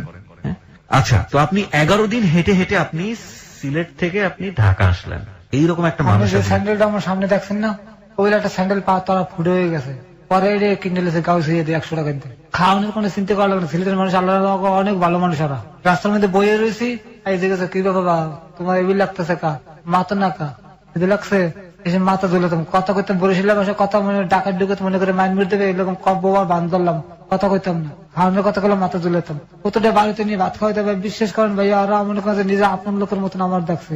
কতটা বাড়িতে যাও, শুন 10 টাকা 20 টাকা দিয়ে দিতে, তুমি যাও, আর খালি আল্লাহ দ্বারা ফরিয়াদ করতাম, আল্লাহ আমি তো কইতে পারি না, তুমি আমার মানুষ দেখাই দাও। মাদ্রাসার পোলাপানরা আমার খাওয়ান কিনে দিয়ে গেছে। আল্লাহর বিশেষ একটা রহমত আমি সিলেট পর্যন্ত পাইছি। যখন ঢাকা শহরে ঢুকলাম, যার দ্বারা হাত পাতে কয় কোনটা খাও, বাবা খাও না হিরোইন খাও। আজকে পার্কে বয়ে রয়েছি, আপনারা আমি সময় আমি তাড়াতাড়ি ওদিকে বসেছি, তাড়াতাড়ি যাইতে হবে, কটা ভালো মোটামুটি স্টুডেন্ট পোলাপান, মামা আমার একটু দিতে পারো, আমি একটু খাবো। তখন আমার খুব খারাপ লাগছে, আল্লাহ আমি কোন ধরে তোমার লইয়ে যাও, আমার আর থাকতে পেয়ে না। প্রিয় শ্রোতা, আমরা আরেকটা বিরতি নেব, মাত্র 5 মিনিটের বিরতি। 5 মিনিট পরে আমরা আবারও ফিরে আসবো ক্লোজ আপ প্রেজেন্স হ্যালো 8920-তে। আজকে ফারুক দুস্থ একজন মানুষ, সে এসছে আমাদের হ্যালো 8920-তে, আমাদের হ্যালো 8920 পরিবারের কাছে তার জীবনের গল্পটা বলার জন্য, আর 10 জন মানুষকে সচেতন করবার জন্য যে আপনিও যে কোনো সময় ভিকটিম হয়ে যেতে পারেন, সচেতন থাকুন। কিছু কিছু মানুষ থাকে একেবারেই বিনা লোভে বাধ্য হয়ে বিপদে জড়িয়ে যায়। আমাদের আজকের অতিথি তাই, যদি ওর কথাগুলো আমরা আগে করে বিশ্বাস করি, এবং বিশ্বাস না করে উপায় নেই, কারণ ওর জীবনের যে সারল্য, যে বলাটা, প্রত্যেকটা জিনিস এত পুঙ্খানুপুঙ্খভাবে ও বলছে, তাতে বিশ্বাস না করে উপায় নেই। আমরা 5 মিনিট পরে আবারও ফিরে আসবো। ওকে যদি দেখতে চান চলে আসতে পারেন আমার ফেসবুক পেজে, ফেসবুকের ঠিকানা www.facebook.com/kebria.rj। আমি আবারও বলছি www.facebook.com/kebria.rj পেজটি আছে RJ কিবরিয়া নামে। ফিরছি ঠিক 5 মিনিট পর। Close Up presents Hello 8920. Close Up. The closer, the better. Close Up presents Hello 8920. Close Up. The closer, the better. প্রিয় শ্রোতা, আমরা একেবারে শেষের দিকে চলে এসেছি। নিঃসন্দেহে একটি দুর্ধর্ষ, কি বলবো, একেবারেই সহ্য করা যায় না এরকম একটি অমানবিক জীবনের গল্প। আমরা কথা না বাড়িয়ে আবারও ফারুকের কাছে ফিরতে চাই। যারা জীবনের গল্প বলতে আমাদের এখানে আসতে চান তারা আমাদেরকে ফোন করবেন। আমাদের ফোন নাম্বারটি হচ্ছে 09613892892। আমি আবারও বলছি 09613892892। হ্যাঁ ফারুক, শুনি তারপর। নারায়ণগঞ্জ গেছে, আমার এক বন্ধু থাকে ড্রাইভার, আমি হ্যাঁ খোঁজার লোকে নারায়ণগঞ্জে গেলাম। আচ্ছা, চাষারা যাই আমি অসুস্থ হয়ে পড়ি। চাষারা, নারায়ণগঞ্জ চাষারা। হ্যাঁ, পরে আমি যে 8 অবস্থায় স্ট্রোক করছি আমি নিজে জানি না। ডাক্তার একটা স্বাস্থ্য সেবা আছে নারায়ণগঞ্জে, ওনার ডাক্তারে করলো নাম টিকিট কেটে দেখা গেল, উনি কাউকে দেখে কথাবার্তা করে কাউকে আপনি স্ট্রোক করছেন, আপনি এই মুহূর্তে আপনার আত্মীয়স্বজন খবর দেন। তার আগে একটা কাজ করলাম, একটা ইসিজি করে নিলেন। ইসিজি দেখে আপনি বাঁচতে আছেন, হয়তো বিশ্বাস হয় না। তখন আমি ইসিজি রেফারেটরে কাউকে আপনি ঢাকা যাই যে কোনো যে মেডিকেল পাবেন হেঁটে যায় তাতে ভর্তি হইবেন। আমি ওই মুহূর্তে মনে করেন ঢাকা দিকে রওনা দিলাম। আর বাড়িতে একটা ফোন দিলাম যে তোমরা যদি আমার পারো একটু আমার পাশে দাঁড়াও। কেউ আর আমার পরে ফোন দিলাম, কেউ ফোন ধরে না। পরে আমি মিটফুট হাসপাতালে আইলাম, আইয়া মনে করেন কাগজ দেখাইলাম যে আমার এসিজি রিপোর্ট, আর লগালগ আমার ভর্তি দিয়ে দিল। আইসিইউ তো হয়ে গেল, নিয়ে অনেকগুলো ট্যাবলেট দিল, একবারে খালি শুয়ে থাকেন এখানে, কোনো কথাবার্তা দরকার না। আপনি কালকে দিনে কথা কম আপনি লাগে, দিনে আপনি একটা ইসিজি করা লাগবে, এই একটা ইসিজি আমরা বিশ্বাস করতে পারি না, আমাদের কোনো টাকা নেই। পরে অন্য ডাক্তারের কথা ঠিক আছে ভর্তি নাও, ভর্তি নিল। আমার 2 দিন পরে বড় ডাক্তার এলো, বড় ডাক্তার আছে নামে তো করে কইতে পারি না যে স্যার আমার এই সমস্যা, মেডিকেল বার করে দেয়, হারা যে ট্রিটমেন্ট দেয় সেই ট্রিটমেন্টে আমি চলতে আছে। আপনি অনুষ্ঠানের খোঁজটা পেলেন কিভাবে? আমি আপনার অনুষ্ঠানটা প্রতিবার যখন গাড়ি চালাতাম, যখন দূরে যেতাম, আমি আপনার অনুষ্ঠানটা শুনতামই, সবসময় শুনতেন? সব সময়। আমি প্রথম শুনে যাই কবে জানেন, ওই যে একটা মাইয়ারে মনে করেন যে ওই যে আসলে নৌকায় বইয়া আপনার অনুষ্ঠানটা আপনার যাহা বলিবার সত্য বলিব, হ্যাঁ যেটা প্রচার হয়, হ্যাঁ পোলাটারা মনে করেন যে নদীর ওদিকে লইয়ে যায়, আর এবং মেয়েটাকে রেপ করেছিল, শুরু করে আমি এটা যাহা বলিব সত্য বলিব সম্ভবত 3য় বা 4র্থ এপিসোড ছিল এবং খুবই সারা জাগানো একটা এপিসোড ছিল। জি, আমরা ঠিক জানি না এই মেয়েটি এখন কোথায় আছে, কেমন আছে, আমরা আশা করছি ভালো আছে, ভালো থাকুক সবসময়। সাহস করে এসেছিল আমাদের এখানে সোসাইটিকে নিজের কথাগুলো বলার জন্য, এবং পুরান ঢাকার মেয়ে সে। তো আপনার এই সময় মনে হলো যে আমি চিন্তা করলাম যে আমি যে কোনো সময় হার্ট স্ট্রোক করতে পারি, আমার 2বার স্ট্রোক হয়ে গেছে, মনে হয় আমি একটু শান্তিতে ঘুমাইতে চাই, মাথা দিয়েছে লগালগ দুনিয়ার এই কথা করে খালি মনে পড়ে কি ভুল করলাম, এই ভুল করলাম, খালি মানে প্রশ্ন জাগে। ছেলেটা কোথায় আপনার? মায়ের দ্বারা আছে। কথা বলা হয় না ভাইয়া, মনটা খালি খা খা কান্দে। কি জীবন, মনুষ্য জীবন কত দামি জীবন, সৃষ্টির সেরা জীব আমরা না, দুনিয়াতে আসলাম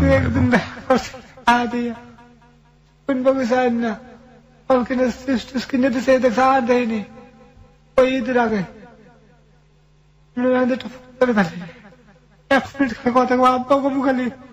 আপনি কথা বলবেন, আপনার যতক্ষণ ইচ্ছা আপনি আপনার ছেলের সঙ্গে কথা বলবেন।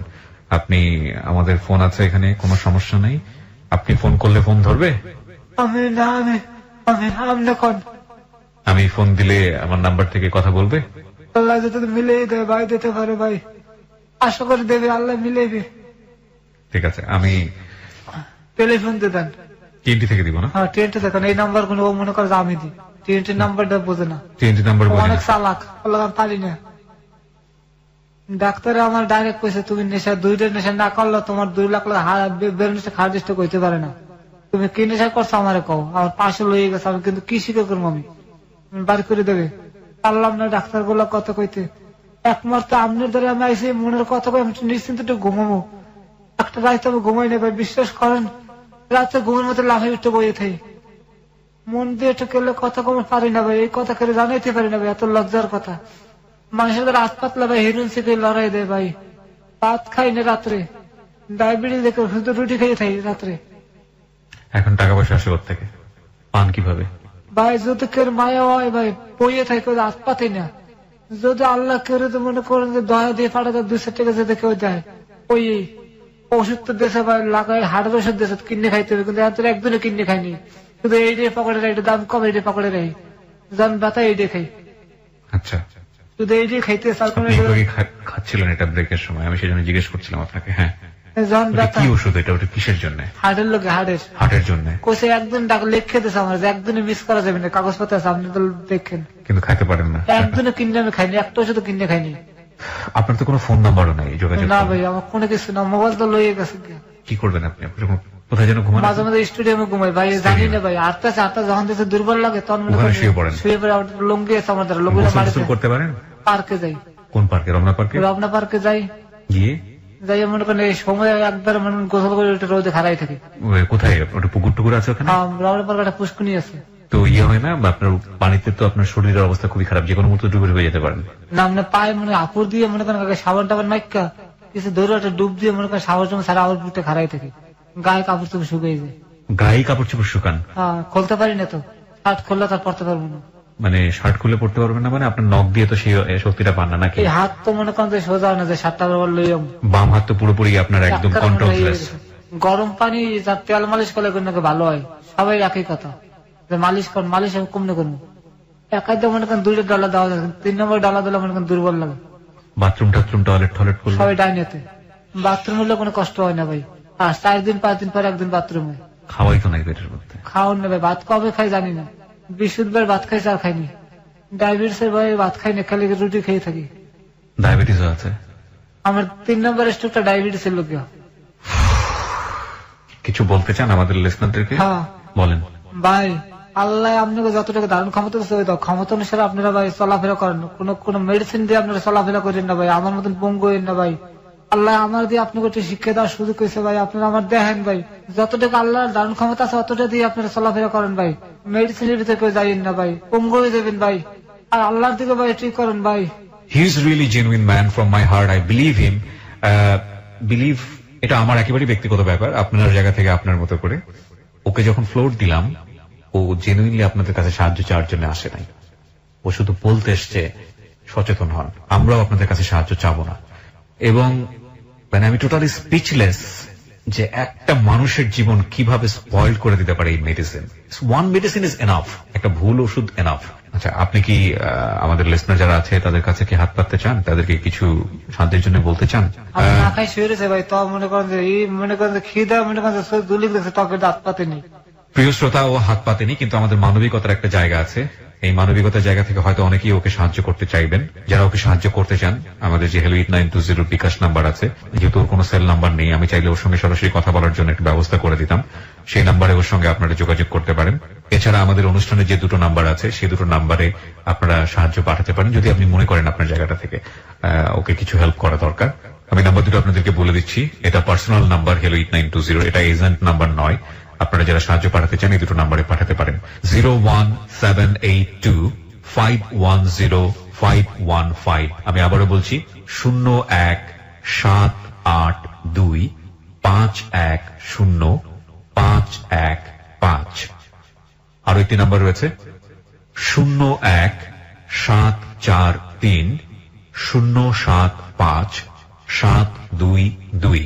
আমি আবারও বলছি 01743075722। এই নাম্বারে চাইলে আপনারা যদি মনে করেন ওর চিকিৎসার জন্য কিংবা ওর জন্য কিছু করা উচিত, আপনাদের ব্যক্তিগত জায়গা থেকে আপনারা চাইলে এই দুটো নাম্বারে বিকাশ করে ওর জন্য সাহায্য পাঠাতে পারেন। আরেকটি বিষয় বলতে চাই প্রিয় শ্রোতা, এই দুটো নাম্বারে নাম্বার দেওয়ার পরে আপনারা কন্টিনিউয়াসলি অনেকেই এখানে ফোন করেন। এই নাম্বার দুটো সব সময় রেসপন্স করা সম্ভব হয় না, অনেক সময় বন্ধ রাখতে হয়, এতগুলো ফোনের সঙ্গে কথা বলা সম্ভব নয়।